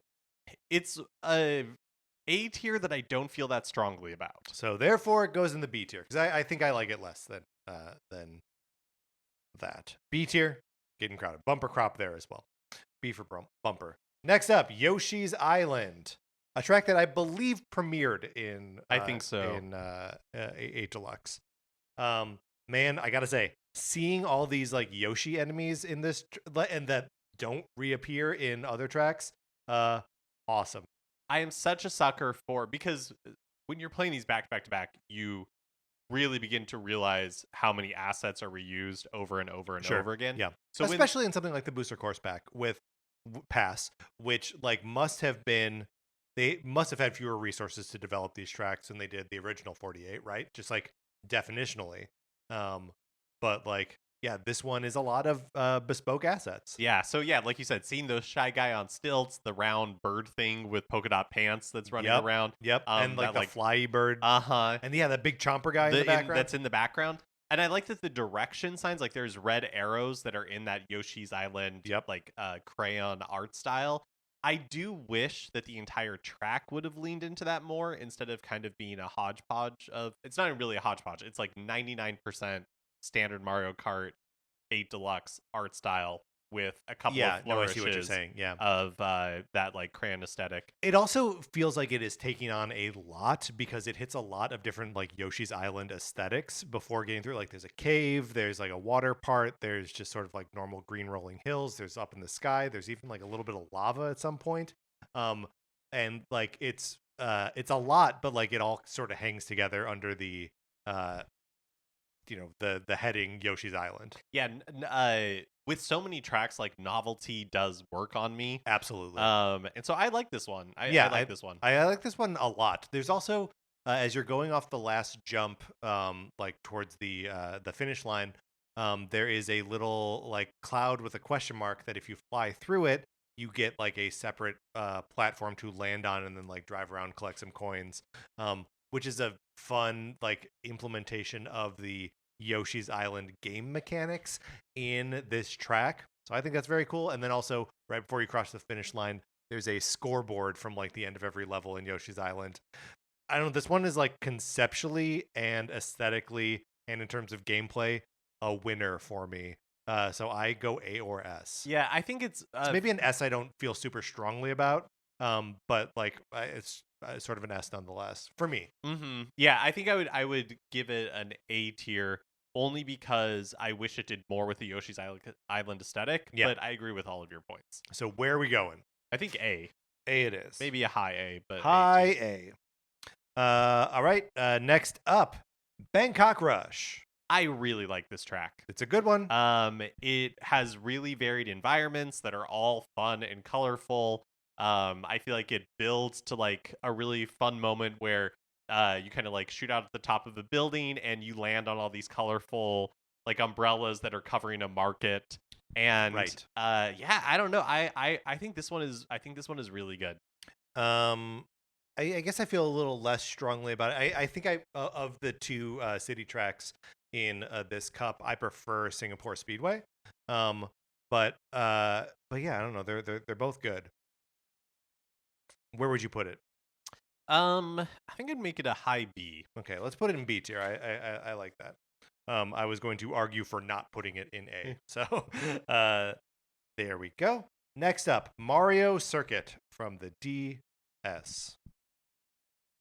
This is in a lot of ways a pretty standard Mario themed track. Yeah. Of the later, not like standard Super Mario Kart, primary colored blocks, but just like you are in rolling green hills and you go through a forest. The forest is nice. It has some cool lighting effects. Imminently forgettable though. Yeah. It's fine. It's fine. Yeah. C tier? C tier. Okay. Where did we put the Toad Circuit?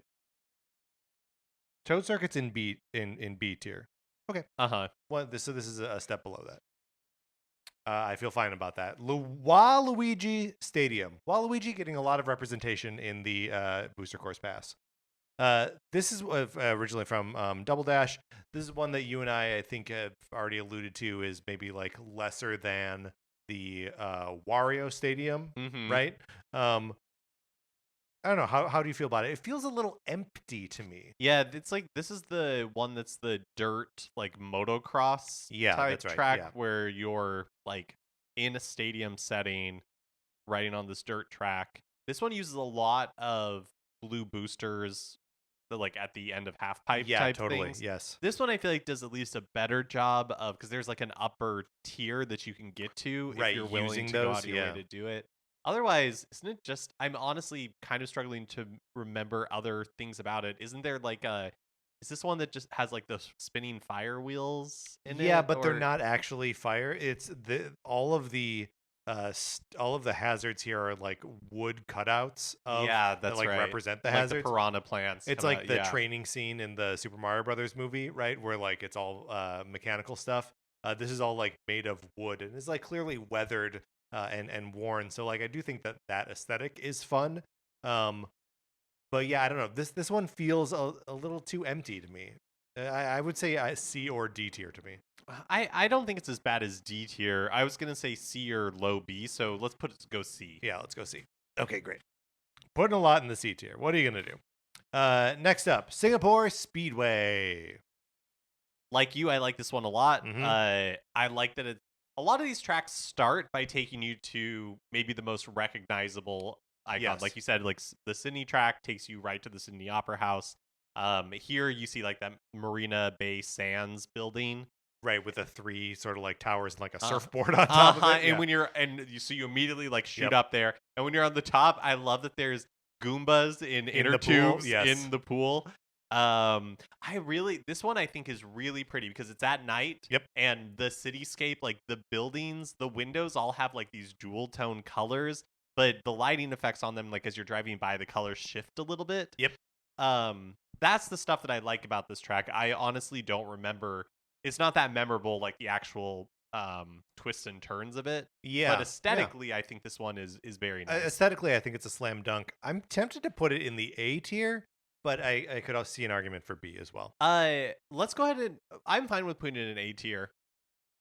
That brings us to Athens Dash, which I think is my possibly my favorite tour track. Oh, okay. Because to me, or at least the city tracks, because to me, it doesn't feel like a city track. It feels like a Mario Kart, a well done Mario Kart track that is taking you through like Grecian ruins. It's like instead of and plus there's a section where you go into like the city itself. Yeah. I really like this one. I think everything about it is good. That's interesting because like I feel like this and Rome Avanti feel similar in that they both have like modern city features and sort of like ruins. And like my preference there is for Rome. Oh, interesting. See, that is interesting. I felt like Rome, like it has the Colosseum, and you start going through the Colosseum, and you end, but you don't really get a good look either time. That's true. Like and I feel like what I was expecting with Rome Avanti was that okay, like I'm driving up the side of the Colosseum, but I don't get a good look into the Colosseum. But that must be because they're holding it for a big reveal at the end. And you do drive right through it, like and the ground floor. There are like chain chomps up there. There are chain chomps in there, which is kind of funny, right? Like to imagine that they are fighting like Maximus from Gladiator. But are you not entertained? But it happens.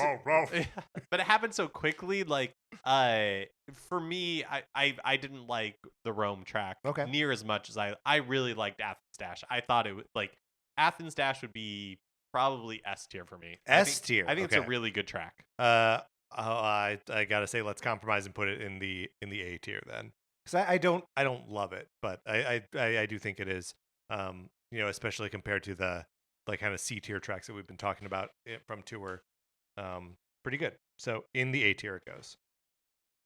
Next up is Daisy Cruiser from Double Dash. You're on a cruise ship. There are multiple paths through it. This one's pretty good. During the GameCube era, they were really on this like tropical island vacation. They really were, kick. Yeah. And it works for me because I love Sunshine, and I remember liking this track from Double Dash. I think it is represented well here. I always like split paths, and I love that there's the section where you can either go underwater or you can stay up. I like the dining room with the giant tables with the toads that are sometimes going back and forth. The tables that are sliding around the dining room. That's I love that. I almost wish you could like see them like hitting the wall and like piling up over there. I think that'd be funny. And like just generally speaking, I think it would be fun if there was a little more activity on like the deck. You really just see again Goombas in like inner tubes floating around in the pool. Otherwise, there's not really like stuff going on. Right? It also feels kind of short. Does feel a little short, yeah. But I mean, I don't know. All in all, like, kind of a rock and roll track. Mm-hmm. Like, A. It's fun. Yeah, I'm happy with A. Okay. A tier now has 9 tracks in it. S tier, still just Calamari Desert. Next up, Moonview Highway. And first of all, let it not be said that you can't see the moon in this one. You can see the moon. Do you know what one of my notes is? What's that? Can see the moon?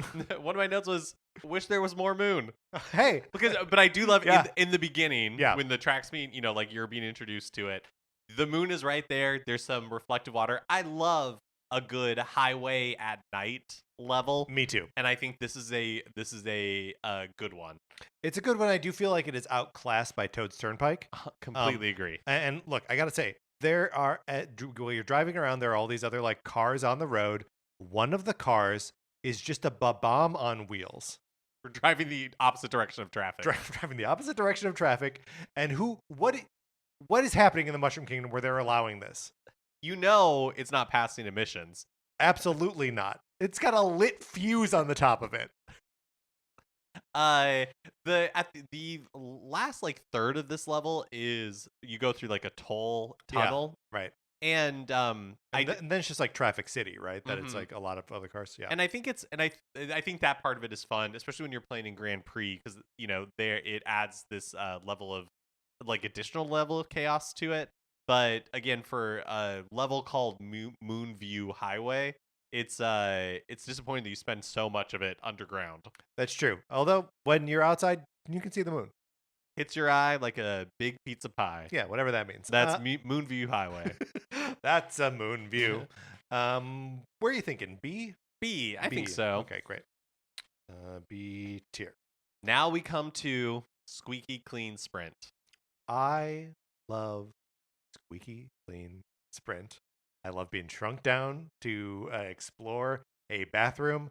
And every possible like bathroom thing that you could have to drive around or over or through is represented here. There's a toilet with a bidet built into it that you can use to like boost up and get higher. You go down the drain of like a the tub. bathtub, Yeah, and you're driving through the pipes. You drive through the pipes. There's a big like wedding ring down ring. there. Yes, I love it. There's like soap. There's a part where there are like cassette tapes where I'm like, okay, sure, you maybe listen to tunes in the bath. That's fine. Okay.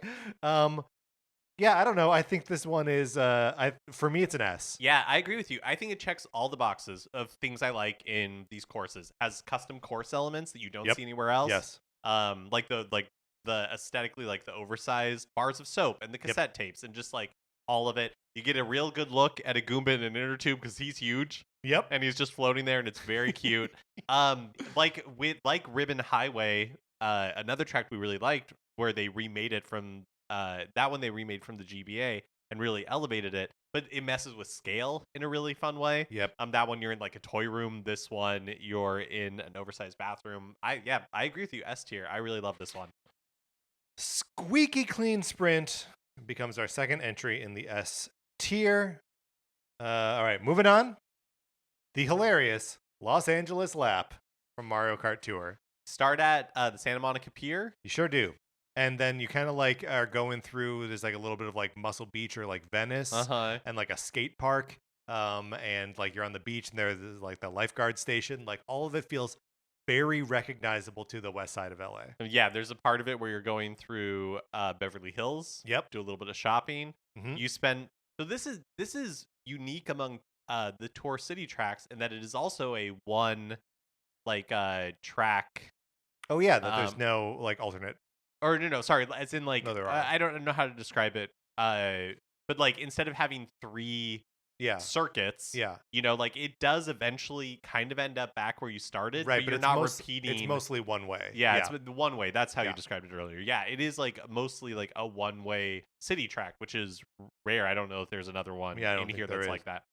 It is hilarious to me that the third track, the third lap is like oil derricks. Which, hey, if you're driving around LA, and if you're driving to the airport through like the Culver City area, you're gonna go through these oil fields, and there's just like machinery, and it's like dank. And you know, like there's also a part where you're like kind of driving through downtown. You see City Hall. Like there's some, you know, LA architecture represented here too.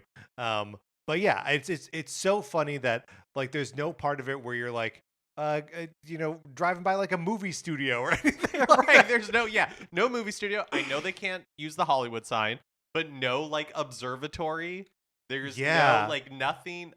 There's no movie studios, no movie anything. There is a burger stand. There is a burger stand, Which, hey, that's LA. No, like, that part nailed it. Yeah, this one makes me laugh so much. It's so funny when you get to the oil fields, like the disrespect. I love it. I love it. It does feel like somebody landed at LAX. Yes. And spent all of their time on the west side of LA. And we're like, we've seen it. Let's go. It's let's like go make a track. Whoever designed this track went to the one E3 that was in Santa Monica. And we know Miyamoto's been to Burbank because that's where he did a bunch of his interviews for the Super Mario Brothers movie. Right. So you're not going to show us nondescript office buildings that all say like, you know, sound post but work. It is a good point that like maybe they can't do like LA justice because like so much of it would be like copyrighted, that like you can't do the Hollywood sign, you can't do the Walk of Fame, and you can't do like the like Warner Brothers like water tower, like, you know, none of these things. You can't do like Bob's Big Boy, like they're all copyrighted. Randy's Donuts. Exactly. Yeah. But like how cool would that have been? It would have been a lot of fun. Still, I think it's a baller track. B, maybe.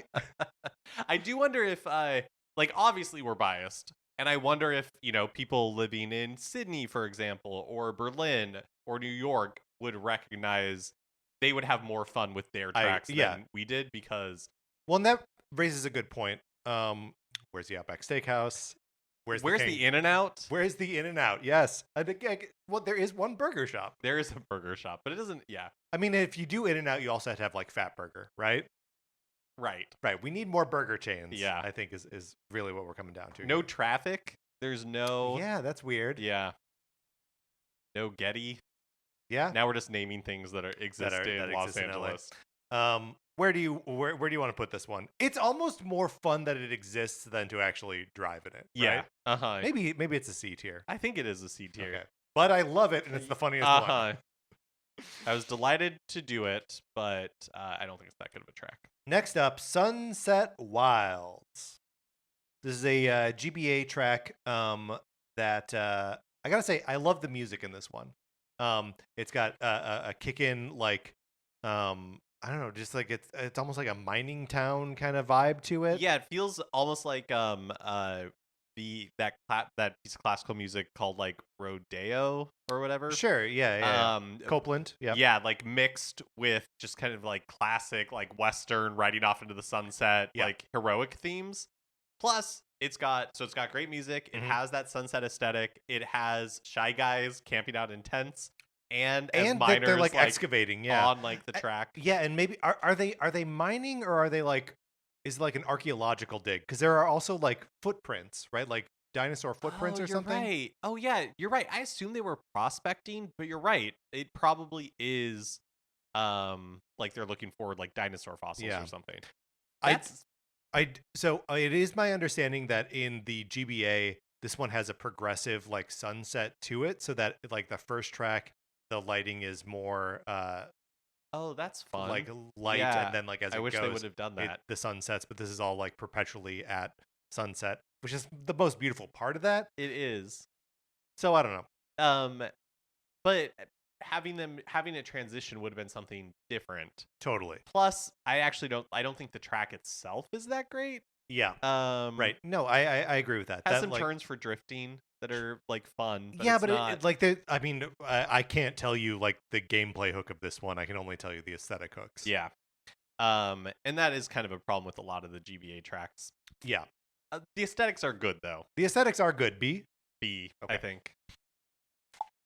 We may need to make like sub tiers within B and C before we finish here today. All right. Next up, Koopa Cape on the Wii, from the Wii.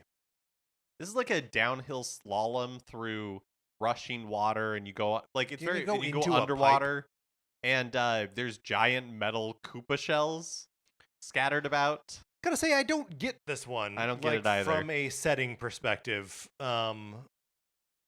Yeah, I don't know. This is one that I found kind of annoying on the Wii originally, and I don't totally love it here. I C or D for me, I think. I don't think I dislike it. It's probably C tier for me. I do like any time in Mario Kart levels when you're in shallow water that makes you go a little bit faster. Yeah, that's like rushing water. Mm-hmm. Yeah. And that's present here. So yeah, I think C tier. Okay, great.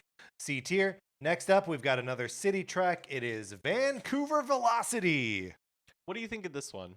I don't know. Have you ever been to Vancouver? I have. I have not been to Vancouver. I like that they're like Canadian, so there's like a hockey arena. That's fun. I like the we got to go back to Los Angeles Laps for a second, because you do fly over Dodger Stadium. You fly through over a stadium. But again, they can't call it Dodger Stadium, but like it basically is. Yeah, right? but I mean, it didn't even feel like geographically located correctly. Sure, you right. know? That it should be like in a natural gorge. Yeah. Instead of just like nestled in downtown. It's like, what are we, San Diego? Take that, Petco Arena, whatever it's called.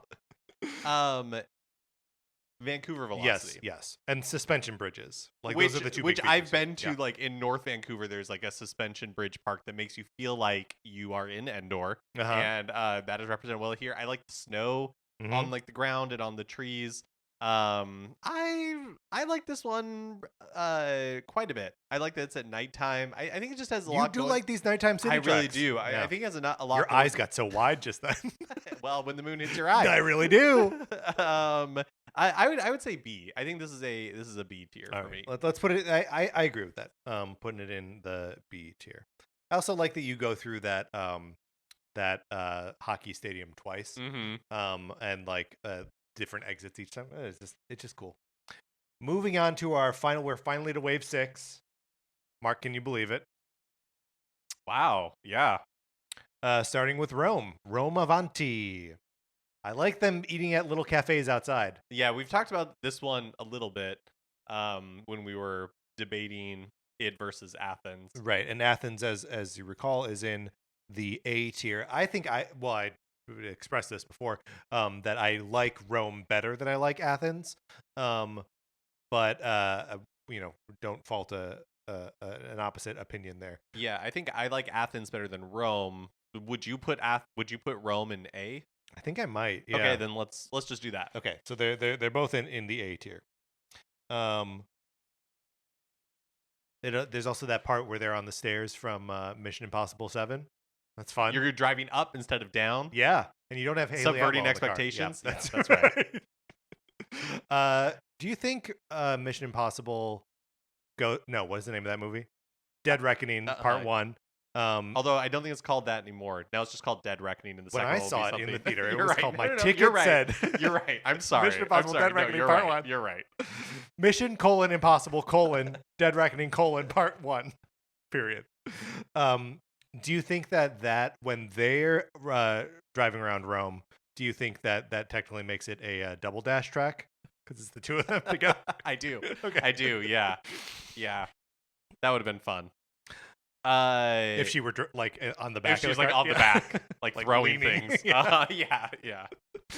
All right, DK Mountain from GameCube. Like I said, we're spoiled for DK Mountain tracks with cannons that shoot you out at the beginning. This one is not my favorite. I don't really like the rocky aesthetic of the first half. I think it's kind of gray and dull. Mm-hmm. And then I think some of the sort of switchbacks on the way down are like not super fun to drift around. I do like the kind of like rocking suspension bridge at the end that you can use you can like jump, if you time it right to get a little wavy speed boost. I think that part is fun, but overall, I would say C tier. Sure. I feel like a low end of the C tier, but are you thinking D? I kind of am. Okay. I don't really like this one, so I'm not going to argue with it that hard. Put it in D. Next up, Daisy Circuit from the Wii. This is another it's like a beach, like a seaside kind of town, right? Yeah, and this one, there's I think it's an original track to Mario Kart 8, the Royal Raceway. Yeah, that's Peach themed. Does something really similar. Like this one has confetti at the end. That one has, I think, rose petals at the end. But they're both set at at dusk. Right. They're both very pleasant. I like the port vibes of this one. I like kind of like the lighthouse that you drive around. But I like the lighthouse that you drive around. I like that they're like the first part is kind of driving through a city area, and there are shortcuts where you like bust down like a little wooden thing that has like a drawing of a piranha plant on it, and then you like drive up some steps. So I think that's cool. But yeah, I mean, this one feels kind of like a going along to get along. I either go B or C. I did for whatever reason, it struck me as funny that it has both giant gold statues of adults Luigi and Daisy. Yes, and then as babies, Luigi and Daisy, like they were betrothed to each other. I don't know, or raised together. Like it's, I don't totally. Well, and like, do we know that the baby versions of the characters grow up to be the adult versions of the characters, or are they just like some weird like gremlins from an alternate dimension? Right. What are the baby characters? These are questions that if they attempted to answer them in the Super Mario Brothers movie, 2, that I would go see that movie. You're gonna go see it no matter what. To see them attempt to answer. Yeah, but I would be happy if they let's learn a little more about. I never thought I would say this, but let's learn a little bit more about the baby Mario characters. I mean, we learn a little more. We see baby Mario and baby Luigi in the first movie, remember? Where there's like a bully who's like a normal looking like cartoon kid, and then like Mario and Luigi again looking like interdimensional gremlins. Together forever. Mm-hmm. Let's get some Daisy in there. Yeah. But yeah, I agree with you. B or C? I don't feel strongly about this. Let's throw it in C, though. Okay. I think we're both a little like, ready to let it go. Piranha Plant Cove. I get what this thing is going for. I don't find it exciting. Ruins of a once great piranha plant civilization. You tell me that, and I'm like, that sounds cool. You're like, I'm interested. And they're like, by the way, it's underwater. And you're like, why? Right. But there's a shipwreck that you drive by, that you don't drive in. And you're like, okay, so in Piranha Plant Cove, there's not going to be any living piranha plants. Right. And there's not really going to be anything that specifically stands out as being piranha plant themed in any of these ruins. Right. It just feels like it is conceptually conceptually adrift. Yes, yeah, conceptually just like void. The thing that's so weird is like because this is one of the tracks that it either premiered in Deluxe or as part of the Booster Course Pass, or was coming out around the same time in tour, and it feels like so hollow compared to something like Squeaky Clean Sprint, or like kind of any of the rest of these feel like they're just more fully featured, like Ninja Hideaway, what are Yoshi's Island, like all of them feel more like fully featured and fun. So I don't know, I kind of want to put this in the D tier. I don't like it. I have to admit, I was distracted when I was playing this one because the opening like moments of this track made me, it like sparked my brain to think of a moment in an RPG that I was playing. I now know the name of the RPG, but but I spent the entire track being like, what game was it that I went to that I go to this like kind of small village like on the water with a dock, and you go up these stairs, then another flight of stairs, then there's like a temple that you go to, and there's like something happens there, and I spent the entire 2 laps being like, what game was it? And finally I felt so much relief when it was Dragon Quest XI-S Echoes of Elusive Age Definitive Edition for the Nintendo Switch. Yes. But I drove myself crazy. I was just I was half paying attention to this track. Yeah. Because the rest of the time I was trying to remember what game I was thinking of. Well, so if we're ranking this basically just on your memories of Dragon Quest XI, I think it should go high. I think it should go high, but unfortunately, it's a fleeting, like the connection is so fleeting. Right. It's sparked a memory, but not because it is anywhere near as good. I agree with you. This is a disappointing one with a name like Piranha Plant Cove. I know. Yeah. Not good. Seems like it should be good. D tier. Madrid Drive from Mario Kart Tour. Mark and I both quickly trying to remember what's in this one. I remember you go through like the Plaza Mayor, and there's a giant wiggler in it that's asleep for some reason. And there's like a soccer field too. You go through an art museum, and one of the paintings is of a piranha plant. That's fun. That's fun, but I think the problem is that, and this is nothing against Madrid, a city that I really like. That should be just a disclaimer for all of this, is like anything that we're saying here, we should not be construed as us actually criticizing these cities or countries. Everyone could have an Outback Steakhouse. Right. Yeah, that's right. And probably should. Right. Madrid, that like I feel like they like the fact that they're like, I don't know, we'll just stick a giant wiggler in here. It's like, why? What? Maybe there is a connection to wigglers in Plaza Mayor that I do not know about. And maybe in Spain they're saying that this is the funniest one. Right. But it doesn't. It's not very memorable. We're struggling to remember it. Yes. C? Yeah, I think so. Okay. Next up, the 3DS Rosalina's Ice World. And I must start this conversation by saying, why does she have an ice world? Okay, I had never... Okay, at first I was like, oh, I guess Rosalina does have an Elsa from Frozen thing going, but this would have come out before Frozen came out. You're blowing my mind. Can that be true? Yeah, let's see when Mario Kart 7... Because I was living in LA when Frozen came out, and Mario Kart 7 had to have come out before... well, it's a 3DS game. Before I moved to... And it was pretty early in the 3DS's life. Yeah, sure. I'm looking it up right now. Okay, but they could also like have come out basically concurrently with each other. So 2011 for for Mario Kart 7. Okay. And Frozen, I'm pretty sure, is 12 or 13. Let me double check. Mark is looking it up. Frozen. 2013. 2013. Okay, so Rosalina's Ice World. Rosalina, like, doing the Elsa thing before Elsa. But you're like, but this is exactly goes back to the conundrum where you're like, what is the connection between Rosalina and ice? Right. Well, so Sarah and I were talking about this and trying to get to the bottom of it. And I was like, why? And Sarah's like, well, she's kind of a winter, right? Like, if we're doing the, like, and you can break down, because, you know, like, Daisy is autumn, Peach can be spring, and then Pauline can be summer. Like, it makes sense. You can take your Mario girls and assign them to seasons, and it makes sense. But, like, Rosalina's Ice World, I'm just like, there's no canon for this. Although, I guess, I mean, you do see some galaxy-esque like planets in the background. Sure. And I guess it's trying to also grapple with, like, the same question of like Waluigi's pinball, right? It's sure. Like, why does Waluigi have naming rights on, on a giant pinball machine? Pinball machine that was constructed by somebody else. But yeah, no, and yeah, I guess she does have. She has stuff in space. Queen yeah.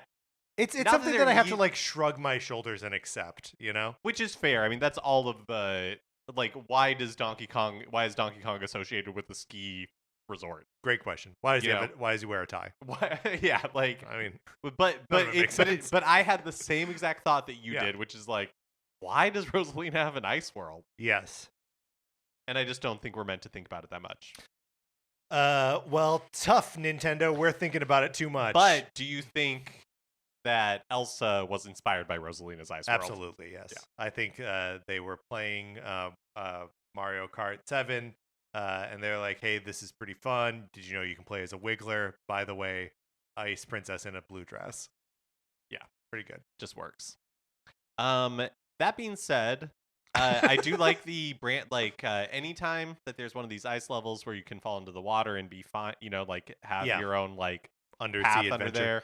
Like, I think that's a neat idea. It's a neat idea. I do feel like this one, because the ice, like, recedes a little bit with each lap, and the only time I've ever been able to stay on the top level of ice is on the first track sometimes. Mm-hmm. Usually, I end up falling in.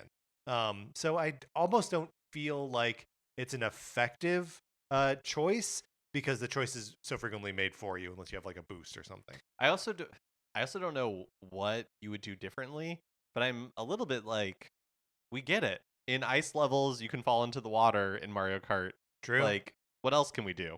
Right. Yeah. Penguins. Christmas. Not enough, and by enough I mean any, of riding on Plessy. Yeah, no riding on Plessy in Mario Kart tracks. Also, no snowball fights. Yeah, no snowball fights. No visiting Outback Steakhouses for a blue and onion. Sometimes you just got a craving. What do you think? Are we getting lunch after this? I'm getting hungry. Yeah, I don't know. I kind of don't, like, conceptually this one bugs me. And there's a part in, like, the cave where you can choose to go left or right, and if you go right, it's a very, like, narrow path with something that you can fall in. And I don't know. It's that doesn't feel like super fun to me. The divided path there, for whatever reason, is just less compelling. I don't really love this track. Maybe C tier. Yeah, I think probably C tier. All right, Mark, we're getting to it. Next up is Bowser's Castle 3 from the Super NES. So I gotta say, transformed mightily. Oh, really? That's so interesting, because I You don't like the transformation? I feel the opposite. Oh, man. Where I feel like it's like, oh, yeah, you can tell this was a Super Nintendo track. There's like no complexity. It's just like a really simple circuit. There is a section like towards the end where it breaks into kind of like 3 paths that are walled off from each other, and I think that is cool. So it's not just that they're walled off; those walls are also ramps that you can try to ride, and get like extra boosts and items and stuff. So that like fun little bit of challenge there really works for me, and I think this is a very cool reinvention of a Super NES track. I didn't know that we would be at odds on this one. Yeah, and maybe because I haven't played this track in the Super Nintendo game for a really long time. We could do it right now. So maybe I would be like, wow, this was really transformed. But when I played it, I was like, oh, this is a Super Nintendo track through and through. Okay, all right. What do we do? I don't know. Where would you put it? Where would you put it? A? Whoa. Okay. I mean, I would put this one high. Okay, so maybe we'll average out a B because I think I would put it in you the C tier. You would have gone C. Okay. For whatever reason, averaging an A and a C to a B feels worse than averaging an S and a B to an A. Does that make sense? It does make sense. It does make sense. But that is, regardless of how it feels, that's where this is going. Into the B tier. Leaving us with one lonely track, Rainbow Road from the Wii. Mark, how do you feel about the Rainbow Road on Wii? Things I like about it are the fact that it has some nods to Galaxy, or a nod to Galaxy, where there's an area where you go buy some star bits. Mm-hmm. Another thing I like about it is there's a section where there's 2 of these kind of like crater type open pits in the middle that are large, and you have the choice of going around them, or you can risk it, and if you have enough speed to like jump over them directly. Yeah, but that's pretty dicey. Like, you gotta have a boost, really. But I like that. I like in Mario Kart when there are those risk reward, and it's like, like it is, you have to be going fast in order to get this. But if you do it, it saves you a lot of time, and I think that's a cool trade-off. But overall, I don't know. It's not my favorite Rainbow Road. Yeah, I mean, what is your favorite Rainbow Road? I mean, you expressed earlier that like you think they just get better. Honestly, I feel like, is this a Rainbow Road, or is it just another where there's like the train going around? That's a Rainbow Road, and you can see the sky. You can see like the town underneath you. Yeah, that's a Rainbow Road. When we do the definitive ranking of all of them, I think and I think that is possibly my favorite, but I can't remember what game it's from. I mean, there's Rainbow Road in every single one of these things. I know. All right. Well, so where are we? It's the Nintendo 64 one, as reinvented by the Mario Kart 8 Deluxe. Yeah. I guess by Mario Kart, by the Wii U. Yeah. All right, Rainbow Road on the Wii. Where's it going? I don't feel strongly about this one at all. B tier, maybe. Yeah, I think maybe in that case we should throw it down into the C tier. Okay. I do think that we need to. And let me know if you think we should do this now. That we've got most of the. I mean, how many do you have in C tier? 15. I also have 15 in the C tier. I mean, this is right though. The majority of tracks should be in the middle. That's right. Yeah, that's true. So 30 out of 48 are in either B or C tier. So I guess that makes sense. Let's recap what we have in what tiers, and then when we come back next week, because Mark, how long do you think we've been at this? The answer is 2 hours. We will rank these within the old list that we have, thus to create a definitive ranking of all of the courses in Mario Kart 8 Deluxe. Right, and ultimately we will answer if any of these courses have an Outback Steakhouse in them. What do we got in the F tier? In the F tier, shining strong, shining proud, Sky Garden. All by itself. All by itself for the GBA. And hey, Sky Garden, you can go to hell. In the D tier, in no particular order, we have DK Mountain, Piranha Plant Cove, which honestly maybe should be an F tier, but we will we'll keep it in D. Yeah. And only Sky Garden will have the shame of being F. That's right. Sydney Sprint, Mario. Just gotta have a kangaroo. One kangaroo. One kangaroo. Would it hurt? Would it kill you? Mario Kart or a koala. Hey. A eucalyptus tree. Give me a eucalyptus tree. I know what it looks like on site. Mario Circuit 3 from the Super Nintendo, and Choco Mountain from Nintendo 64. And then in the C tier? In the C tier, Rainbow Road for the Wii, Rosalina's Ice World for the 3DS, Koopa Cape for the Wii, Waluigi Stadium for the GameCube, Los Angeles Lap Tour, not a ranking to the funniest, Madrid Drive from Tour, Daisy Circuit for Wii, Merry Mountain, Mario Circuit from the DS, London Loop from Tour, Berlin Byways from Tour, Sky High Sunday, Snowland from the GBA, New York Minute from Tour, and finally Paris Promenade from Tour. That's the C tier. In the B tier, we've got Moonview Highway, where you can definitely see the moon from Wii, Bangkok Rush from Tour, DK Summit from Wii, Bowser's Castle 3 from Super NES, Sunset Wilds from GBA, Amsterdam Drift from Tour, Toad's Circuit from 3DS, Shroom Ridge from DS, Riverside Park from GBA, Tokyo Blur from Tour, Rock Mountain from 3DS, Maple Treeway from Wii, Ninja Hideaway from Tour, Vancouver Velocity from Tour, and Mushroom Gorge from Wii. In the A tier, we have Coconut Mall on the Wii, Waluigi Pinball on DS, Boo Lake on GBA, Peach Gardens on DS, Rainbow Road from 3DS, Rome Avanti from Tour, Yoshi's Island, Daisy Cruiser from GameCube, Athens Dash from Tour, and Singapore Speedway also from Tour. In the S tier, we've got 2 lonely tracks, Squeaky Clean Sprint and Calamari Desert. All that feel good to you, Mark? Yeah, I feel good about that. All right, well, let's close this segment out.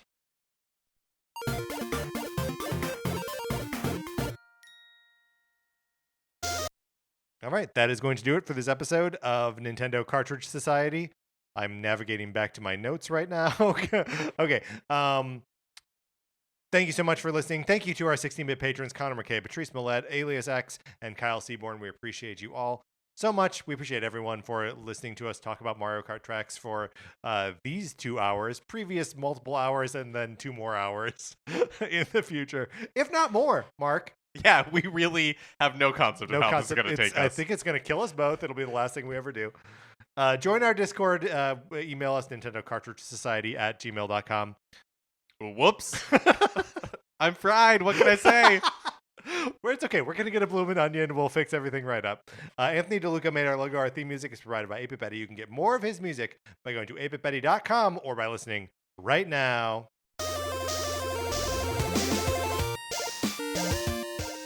For my co-host, Mark Mitchell, this is Patrick Eller saying, thanks for listening.